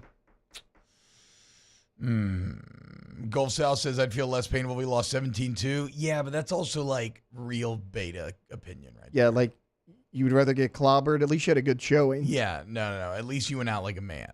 Again. Well, now, yeah, would it have felt less painful than being 2 outs away and coming up short? Absolutely. But better to have loved and lost than to have never loved at all, right? Better to acquit yourself well than to go out there and get your ass kicked like a bum. You took a UNC team that was objectively way better than you all season long, and you gave them everything they wanted and then some. Thomas Dare says it's going to be a long-ass summer. I kind of agree. Because when it comes to LSU football this fall, I don't think I'm as confident as others are. I'm hopeful, certainly. But when I objectively look at this team, I see a lot of question marks all over the field, some of which I feel better about answering than others. I do like the schedule. I think that's a relatively friendly break. I love the coaching changes. But, yeah, I just, again, in the SEC, there's too many teams and not enough oxygen in terms of making those playoff spots. And everyone feels beholden to one of those 12 playoff spots. And Alabama, LSU, Ole Miss, Mizzou, Tennessee, all these fan bases feel like it should be them, and all those schools are going to be fighting over what? 2 spots? Definitely 1, maybe 2. It's somebody's going to go home sad. And I think LSU, compared to those other teams, has more raw talent on the roster, but has less proven commodities than maybe some of those other teams. And some of those teams that we're talking about, the schedule and the conference is favorable, and that happens. That's on a rotation, and the schedule is going to probably change. And there's some other teams like Florida's got a brutal, Oklahoma's got a brutal. You don't have the worst by any means, but Ole Miss as a favorable. I'm not going to say easy. It's the SEC, but non-conference. I mean, Ole Miss's schedule doesn't have a pulse. Yeah. I think Wake Forest is probably the best team they play out of conference. I actually think that LSU's out-of-conference schedule, while challenging, is kind of perfect because it's that exact thread-the-needle mixture of challenging enough where you have to approach it very seriously and in the correct way, otherwise you're going to get beat, but not so challenging as to you're probably going to lose, right? Like you should beat USC. You should beat UCLA. But given the fact that UCLA and Florida State's kicked your ass to start the season last year, you have to lock in this offseason and come correct week number 1. You also gain a lot of confidence from beating these teams, even though you should beat them. So, yeah, the schedule, LSU schedule, both in terms of timing, how the games break down, who you play, where you play, LSU schedule is one of the kind of core pillars that I would build optimism off of. Yeah, but then you look at Because I agree with you, but you look at Ole Miss, it's Furman, Middle Tennessee, Wake Forest, and Georgia Southern. Yeah. That is their 4 out-of-conference games. Does Ole Miss have a harder SEC schedule than you, or are you about So here's how it lays out in the order that it does lay out. You got Kentucky at home. You're on the road against South Carolina. You're on the road against LSU, bye week. Oklahoma at home, at Arkansas. Georgia at home, bye week. At Florida, Mississippi State at home. Okay. You kind of split up with some of the good teams there. I'll tell you guys, a messed up schedule is Oklahoma. Yeah, Oklahoma got no favors from They're the SEC probably office. going to start about 5-2. Like they got a relatively easy beginning, but they're probably going to finish about 7-5 or 6-6. So they go. You're going to hear a lot of Venables noise. They go Temple to start off, home game obviously. Then they go the Willie Fritz Bowl. They go Houston and Tulane. Yep. So current and former Willie Fritz, both at home. Then you get Tennessee at home. 4 home games start the season. Yeah, you go Tennessee at home. Then you go on the road to Jordan-Hare, take on the Auburn Tigers. Bye week. Then it goes Texas in Dallas, South Carolina at Ole Miss. Then you have Maine. But then it goes right back to at Missouri, off week, Alabama at LSU. Texas, Ole Miss, So, Alabama, LSU. So let's just take the 4 last conference games. Take Maine out of there. You'd be at Ole Miss, at Missouri, Alabama, at LSU. Rohit Calva says, I think if there's ever a year to enter this new schedule gauntlet, it's this year. USC and UCLA are mid. Bama is in its first year post-Saban. A&M, he says trash. I don't know if I agree with that. Only contenders might be Ole Miss or Oklahoma. I don't think OU's a contender. I think I would put them in the same kind of USC, UCLA category in that you're catching them in as friendly of a time as you could. Maybe except that you're getting them late in the year. Like maybe Oklahoma, maybe Jackson Arnold grows, the O-line grows. Maybe if they do end up having a good year, they could be much better by then. But also I think you're going to be much better by then. So no, again, it's funny that you can have a schedule where you play 10 of the 12 games against Power 5 teams. But I actually think it's going to work in your favor. And Jake, if you are a 9-3 team, even though you probably have to be 10-2, but if you are a 9-3 team, you will do yourself favors because you have 10 of 12 Power 5 games. Yeah. Like if you have wins over UCLA and USC, and we're getting into a judgment situation about who gets in at 9-3 for the last spot. Is it a 9-3 Big Ten team or a 9-3 SEC team? Like, you will help yourself if because of those games. No, I agree with that. And so, scheduling those games, the USC games, one that you hear rumors that, they've been trying to get out of it, but whatever, like it's a big marquee matchup. You got to take care of business. And then like with UCLA, you owe them something from what they did to you in the Rose Bowl. So I agree with you. Like good matchups look great on paper, but you should have the ability to go out there and win those games. And so, but that's going to behoove you a little bit later on when you're having those arguments, because let's say you lose 3 games and those 3 games are Ole Miss, at A&M, Alabama. Or you probably need one more win. You probably have to beat Alabama or somebody like that. You probably got to go 10-2 to make the playoff. But there is an outside shot that one 9-3 team from the Big Ten or SEC can make it. Yeah, and with those wins, if you get those, and if USC handles their business in the Big Ten, let's say they're 9-3, even if they lose to you, then obviously that would give you a big boost there as well. Look, LSU, as far as like the conference games, like it certainly could be worse. So when you look at it, 100%. Getting Ole Miss at home, going to a bad Arkansas team, A&M right now with a coaching change. Now, you haven't fared well there, obviously, but it's a different time of year as well. It's not the last game of the season. It's right there at the end of October. Then you get the bye week before you go Alabama at home. You got to go to Florida. Who knows what they'll be by then. You get the opportunity to have Vanderbilt come to your stadium, and then you get Oklahoma to come to your stadium. So if we're talking about favorable SEC schedules, this one's going to fall into that category, I think. Yes. Oh, without a doubt. And let me amend my statement. If you go 10-2, you do make the playoffs. That's a guarantee.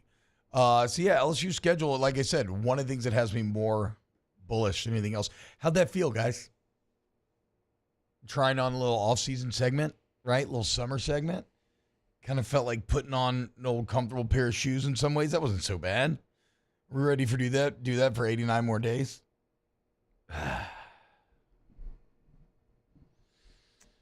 Yeah, but if you think about it as 89 more days, then it's going to feel bad. You got to take it one day at a time. So, you got today done. Yes. I actually talked about this a lot yesterday. Right? Remember narrowing the focus?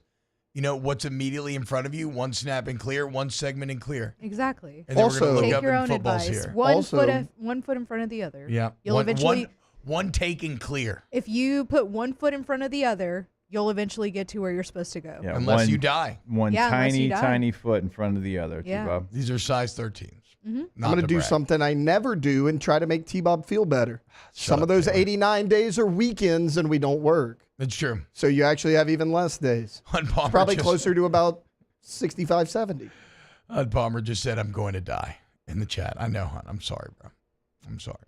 I mean, as bad as we're taking it right now, because we obviously love LSU baseball and what it did last summer, and it was just the perfect summer vibe. And I'll always have the memory of my daughter being born as Tommy Tanks hits a walk-off home run in Omaha. It's hurting us bad today. I don't know that Hunt can make it up here. I mean, what's Moose doing, dude? Punching himself in the groin. Moose probably is full Arrested Development, Michael Cera walking away with the sad Snoopy piano music playing in the background. Yeah. Do it for Myers, Hunt. Well, look, we got the new football video game coming out, which should be fun. That will take some time. That will eat some hours. And that'll That's be an innings July. eater for sure. Yeah. We're gonna have baseball Pirtle talk, which should be very fun with Jay Johnson. I mean, there's already Texas Tech's first baseman is Cash is in the portal. Really good player. Already Cash? starting to. What's his last name? Yeah, starting to do like some deep dives into maybe who's available in the portal. So you know. I mean, the Olympics are this summer. Oh, okay. We still. A little Paris. Yeah. That's true. Perhaps we should we could come up with some sort of segment there. I'm not exactly sure what that would look like, but maybe You get a some pull for brainstorming. France in the Olympics, T-Bob? No, I'm doing this accent because it's in Paris, no? It I don't is. know. Oh, No idea. It oui. is. Merci, Elantra. Durian. Keep up. Okay? I will. Fermez la bouche. Which event are Shut we your mouth. going to be eye hustling the hardest? Olympic-wise? Yeah. I like the track Olympic. stuff. Yeah, track's great. I feel like I like swimming's skateboarding. super, yeah. Swimming's always fun. This is the first time, I know y'all don't care, but this is the first time the U.S. men's soccer team has made the Olympics in a long time. Oh. Multiple cycles. I'll watch some Olympic soccer. And so, you know, like the roster, like you have to be under a certain age, but you have like, I think it's 3 or 4 exemptions of guys that no matter their age that you can bring. So like a bulk of the roster is going to be guys that the general soccer fan that watches every 4 years in the World Cup is not going to know. But some really young, exciting players. The youth teams for the United States have made deep runs in, you know, the U17, U20 World Cups in the past. And so it could be a pretty good roster. Maybe some names that maybe some people have heard of with the 4 exemptions. I'm into that. I could definitely get behind some footy for the summer. All right, let's go to break. When we get back, we got more OTB. Off the Bench with Hester and T-Bob.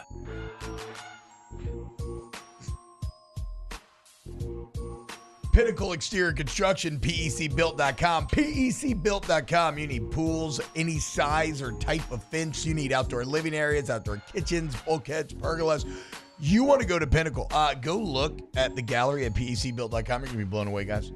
And remember, right now, Pinnacle is looking for project managers and designers. So if you want to feel creatively fulfilled, you want to work in a place that is going to lean into that creativity, lean into very talented people, reward very talented people, go work for a great culture, really, please go explore Pinnacle Exterior Construction. That's PECbuilt.com, PECbuilt.com. Yeah, go to the website today to see what T-Bob's talking about. I mean, anything that you need. It can be as custom as you want it to be, like literally every bell and whistle.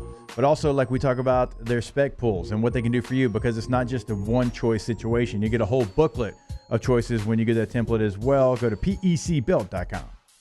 Our listeners fire off their opinions on the jimsfirearms.net hotline at 499-1045. Keep listening for your next chance to shoot us your thoughts with the jimsfirearms.net hotline on 1045 ESPN Baton Rouge.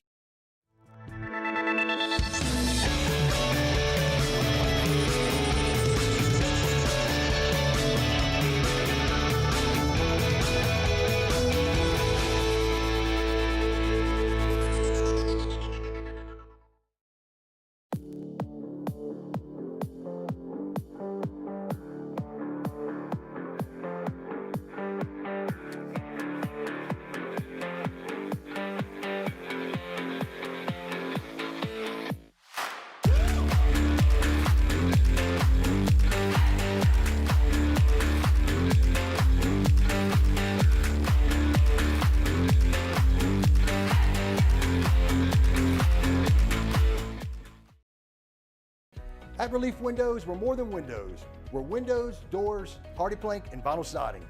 But our number one product is always customer satisfaction. Visit us online at reliefwindows.com. Oh, by the way, we do shutters too. When it comes to ending cancer, we push forward, always working together for you. That's why our cancer experts at Ochsner have clinically integrated with MD Anderson Cancer Center. This means advanced cancer care, including access to life-saving clinical trials and integrating care to treat the whole you. Introducing Ochsner MD Anderson Cancer Center. Long live you. Breck teamed up to reimagine your parks, and you imagined big. With your help, we went to work, creating 12 beautiful community parks across the parish. A family-sized water park, miles and miles of trails, and parks just for your dogs. There are more places to splash, to explore, to run wild, and even soar. You imagined, we delivered. Gold. Breck, your #1 park system in the nation. Electricity is all around us, and our families depend on it. Every day is sparked by the power of a cold drink or a warm meal, a movie night, and a comforting light at the end of a dark hallway. From sunrise to sunset, playtime to bedtime, our team is ready to take care of your electrical needs. Even in the case of an after-hours emergency, the light in your life shines brighter with Mr. Electric. Hey, it's Matt Moscona. For years, you've heard me tell you about Insurance Network of Louisiana, helping you find better coverage for less money. But it's not just for your home and auto. They also offer commercial property. So, retail stores, professional offices like doctors, dentists, attorneys, clothing boutiques. Insurance Network of Louisiana can find you better coverage for less money. They service the entire state of Louisiana. Moscona inviting you to join us for Tuesday's AFR, powered by Sunshine, your hometown John Deere dealer in Louisiana. We'll recap an LSU North Carolina from the Chapel Hill Regional, and Shay Dixon talks recruiting. 3 to 6, 104.5 ESPN Baton Rouge.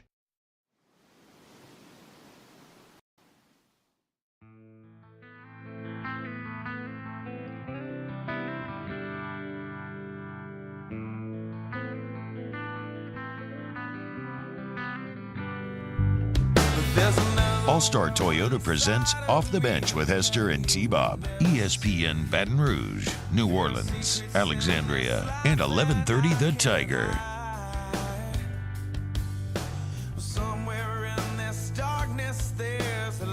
All right, welcome back in, OTB.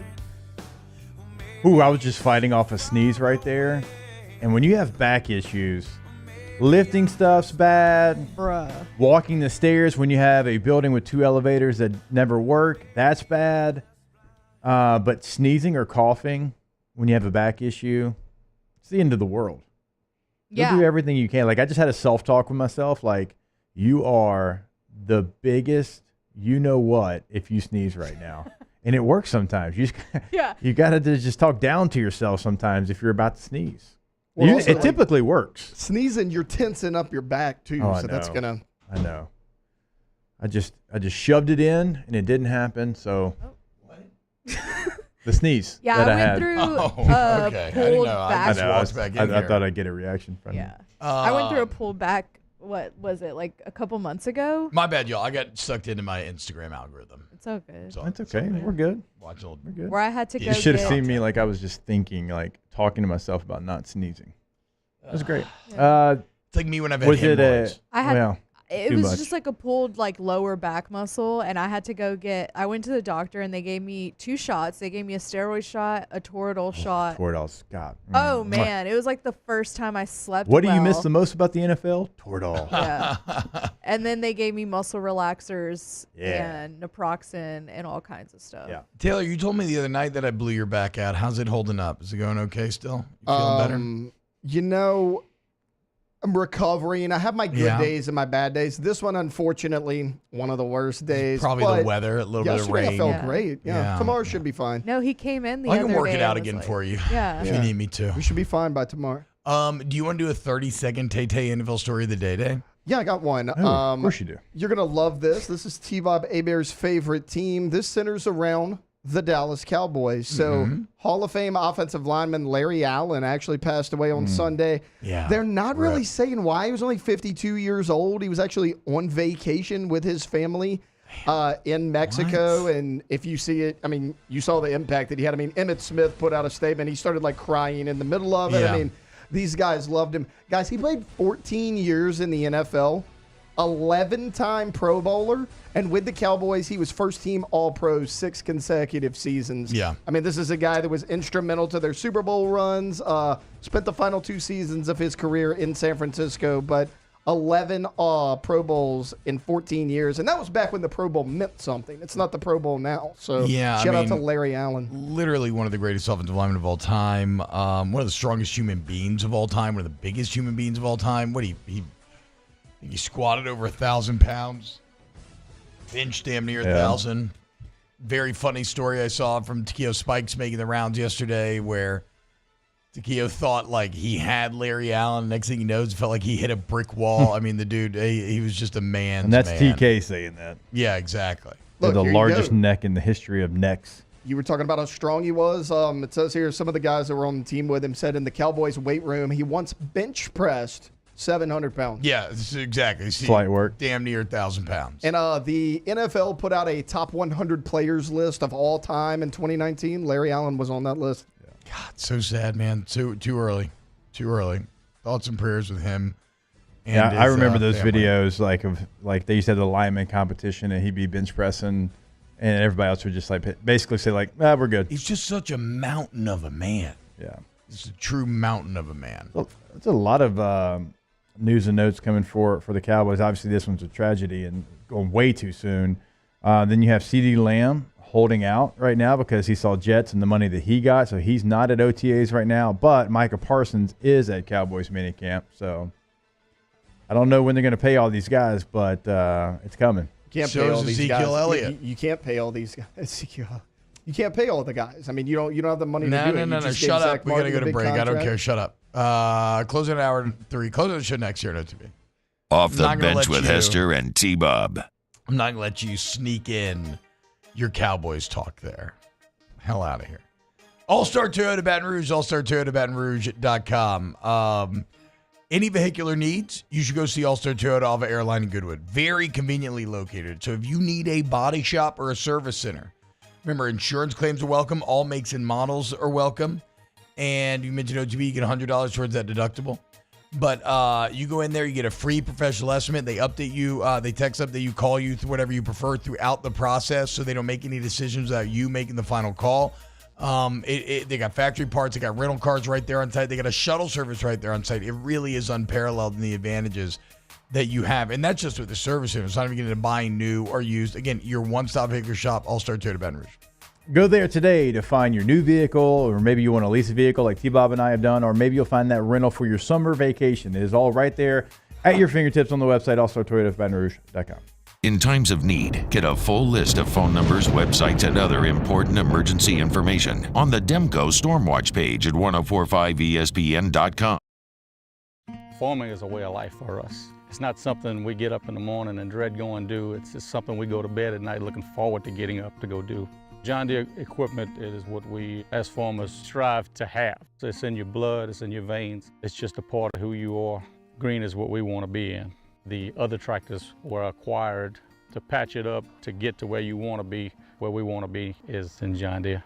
Flip the switch and learn more about what it means to be powered by sunshine at sunequip.com.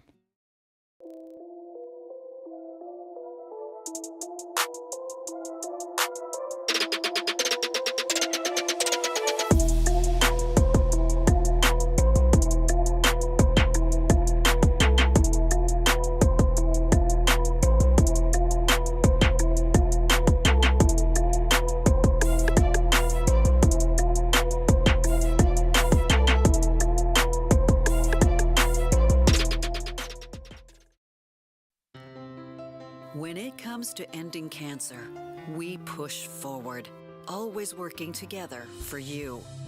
That's why our cancer experts at Ochsner have clinically integrated with MD Anderson Cancer Center. This means advanced cancer care, including access to life-saving clinical trials and integrating care to treat the whole you. Introducing Ochsner MD Anderson Cancer Center. Long live you. Breck teamed up to reimagine your parks, and you imagined big. With your help, we went to work, creating 12 beautiful community parks across the parish. A family-sized water park, miles and miles of trails, and parks just for your dogs.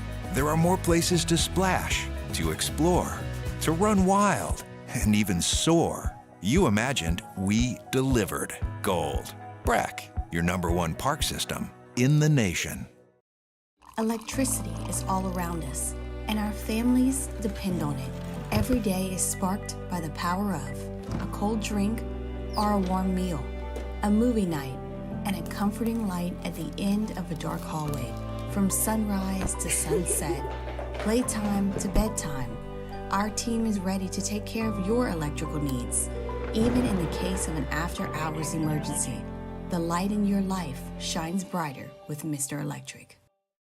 Hey, it's Matt Moscona. For years, you've heard me tell you about Insurance Network of Louisiana, helping you find better coverage for less money. But it's not just for your home and auto. They also offer commercial property. So, retail stores, professional offices like doctors, dentists, attorneys, clothing boutiques. Insurance Network of Louisiana can find you better coverage for less money. They service the entire state of Louisiana, and they're local. Charles Hancock. Join us for the Tuesday edition of Live at Lunch from Doe's Eat Place on Government Street in Mid-City. The Super Regionals are all set.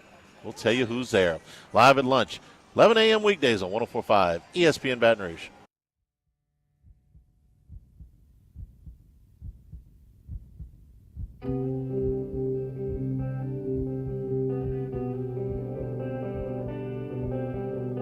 All-Star Toyota presents Off the Bench with Hester and T-Bob. ESPN Baton Rouge, New Orleans, Alexandria, and 1130 The Tiger.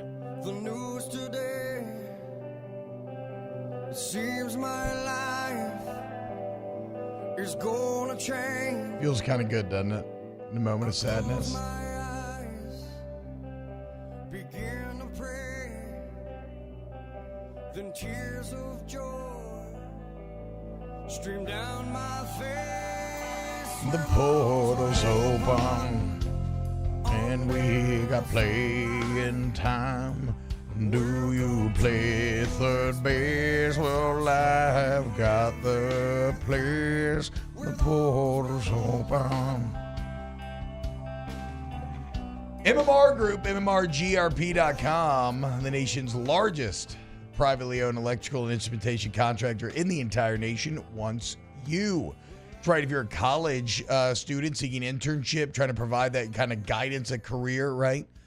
Maybe you're just beginning in this field. Maybe you're a seasoned pro. Either way, we have a variety of positions available. You should start to explore at MMRGRP.com. That's MMRGRP.com. If you want to join a company that has outstanding benefits, a dynamic culture, an incredible campus here in Baton Rouge. But again, campuses all over the globe that can send you on incredible adventures while providing a great life for you and your family. It's MMRGRP.com. We love being partnered with the MMR Group, MMRGRP.com. Ask the Bench, brought to you by Cold Curse Light, Busy Art Shelter, and Blue Moon Light Sky Citrus Sweet. Ask the Bench is LSU gymnastics school now.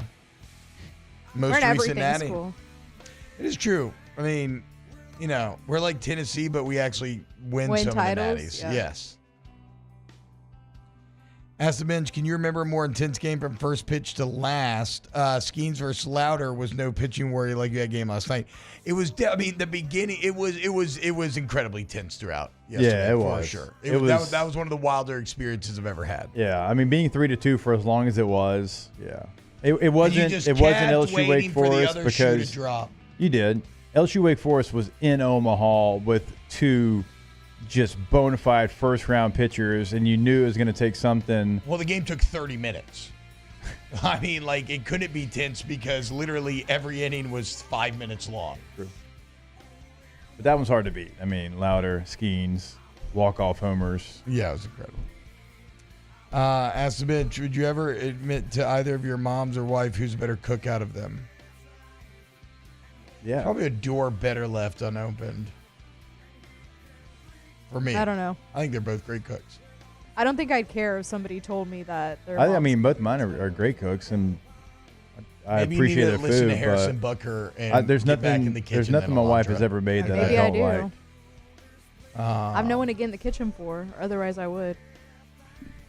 I actually have an answer for this. I don't care. I'm just kidding. What is it? My wife's like a better like cook, but my mom's better at like baking, if that makes sense, like dessert Yeah, that style makes sense. stuff. Yeah, chef tells us that all the time. He doesn't do it. Ask the bench, favorite kind of cheese? Provolone. Any Sharp soft- cheddar. Any soft cheeses. I do love provolone as well. Or like a Gouda, something like that. Yeah. Brie. Love y'all. Pepper jack. Y'all have a great day. We'll see you tomorrow. More OTB. Off the Bench with Hester and T-Bob. Get Gordon and get it done. 225-888-8888. Another successful season for the G team. Falling a little short, but still, never falls short. Gordon McCurtain, injury attorney, especially when it comes to protecting you and standing up to big insurance companies to get you what you deserve when you get into an accident. Cheese tier list. Have we done a cheese tier list? I think we have. Seems like a pretty good one. Have we done an injury attorney tier list? Let's stop right after Gordon. That's right. S tier. G tier. In fact, a new tier of tiers. The G tier. Join the G team. Get the G tier. Get it done. 225-888-8888. Follow him on social media at GetGordon. Yeah, GetGordon.com is a great tool for you. I mean, you can do so many different things. Get a question, answer, pass, client results, cases they handle for you. All that right there at your fingertips. GetGordon.com. Your area code in Louisiana, followed by 888-8888. Get Gordon. Get it done.